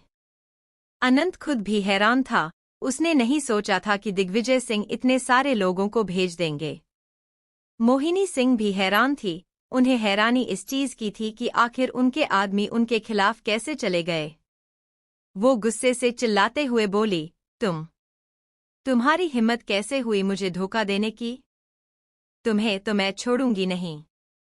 इत्ती का ध्यान उनकी ओर गया, छोड़ूंगी तो मैं तुम्हें नहीं। इत्ती ने उन्हें डिस्गस्टेड नजरों से देखा, मैंने तुम्हें धोखा दिया? ये बात तो तुम ऐसे कह रही हो जैसे खुद बहुत पाक साफ हो। सच में तुम्हारी जैसी बेशर्म औरत मैंने आज तक नहीं देखी। कितनी गिरी हुई हो तुम? अपनी सारी जिंदगी तुमने सिर्फ घटिया काम ही किए हैं, लोगों को धोखा देना और उन्हें बर्बाद करना, लेकिन तुम्हारी सबसे बड़ी गलती ये थी जो तुमने मुझे नुकसान पहुंचाने की कोशिश की। आखिर मैंने तुम्हारा क्या बिगाड़ा था जो तुम मुझे बीच में लेकर आईं? बहुत गलत किया तुमने। लास्ट टाइम हम दोनों बच गए थे, लेकिन इस बार तुम बिल्कुल नहीं बचोगी। यहाँ से गिरने के बाद अगर तुम्हारी सांसें बची तो मेरे गार्ड्स तुम्हारी वो सांसें बंद कर देंगे। मोहिनी सिंह की अकड़ अभी भी कम नहीं हुई थी। वो गुस्से से बोली, तुम्हें क्या लगता है मुझे मरने से डर लगता है? बिल्कुल नहीं। अगर आज मैं मर भी गई तो क्या?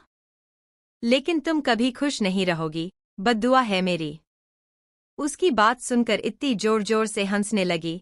शायद तुम्हें मालूम नहीं, बद्दुआ सिर्फ उन्हीं लोगों की लगती है जिनका दिल साफ होता है। यहाँ ना तुम्हारा दिल साफ है ना ही मेरा। इत्ती ने अपनी मुट्ठियां कस ली। तुमसे मुझे इतनी नफरत है कि मेरा दिल कर रहा है कि मैं तुम्हारा मुंह तोड़ दूं। उसने इतना ही कहा था कि एक गार्ड उसके नजदीक आते हुए बोला, मैम क्या आप सच में ऐसा चाहती हैं? क्या आप इस लेडी का मुंह तोड़ना चाहती हैं? हाँ, ऐसा हो सकता है। गार्ड ने बस सर हिलाया और मोहिनी सिंह के करीब गया। उसने उनका मुंह पकड़ा और प्रेशर लगाया। मोहिनी सिंह की दर्दनाक चीख उस एरिया में गूंज गई। इत्ती को उसकी चीख से कोई फर्क नहीं पड़ा, उसे हर वो चीज याद आई जो इस औरत ने की थी। मोहिनी सिंह दर्द में भी बस यही कह रही थी कि इत्ती कभी खुश नहीं रहेगी। उनकी हरकत पर इत्ती इरिटेट होते हुए बोली, क्या किसी का हाथ भी तोड़ा जा सकता है? कुछ इस तरीके से कि वो इसके जिस्म से जुदा भी न हो और जुड़ा भी न रहें। Yes ma'am. एक बार फिर मोहिनी सिंह की चीख वहां गूंजी। अनंत उसके करीब आकर धीरे से बोला, अपने हस्बैंड के साथ रहकर तुम भी एनिमल हो गई हो। क्या तुम्हें भी ये स्पेशल ट्रीटमेंट चाहिए मिस्टर अनंत? अनंत इत्ती से दूर होकर खड़ा हो गया।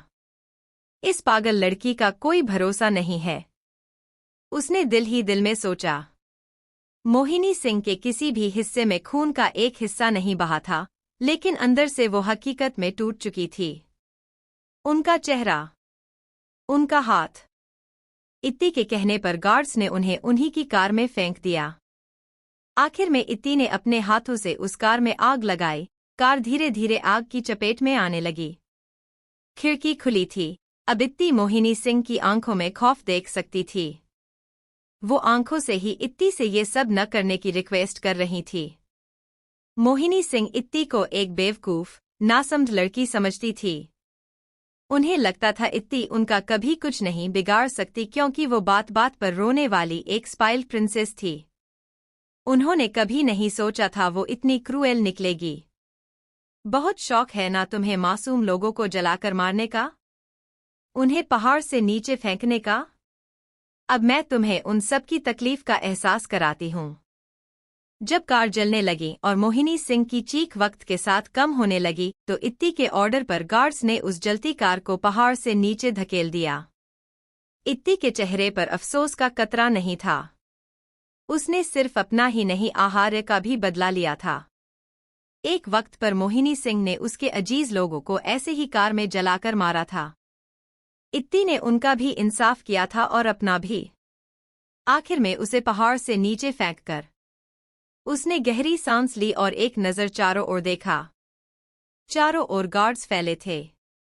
कुछ शक्लें इत्ती को जानी पहचानी सी लगीं। उसकी पेशानी परेशानी से सिकुड़ गईं। इनकी शक्लें पहचानी सी क्यों हैं? कहीं सोचकर ही उसे गूज़बम्स आ गए। इत्ती अनंत के करीब जाकर धीरे से बोली, सुनो जरा, तुमने इन्हें कहाँ से अरेंज किया? ये अनंत चुप हो गया। तभी एक गार्ड इत्ती के सामने आकर रिस्पेक्ट से बोला, मैम अब आपको घर जाना चाहिए। बॉस आपका वेट कर रहे होंगे। बॉस? इत्ती की पेशानी पर पसीना आने लगा। उसने घूर कर अनंत के देखा, धोखेबाज। मुझे कुछ नहीं पता। यकीनन अनंत भी हैरान था। Guys please like the story and subscribe the channel. हाँ और ऑब्सेशन विद यू का सीजन 2 जल्दी आने वाला है।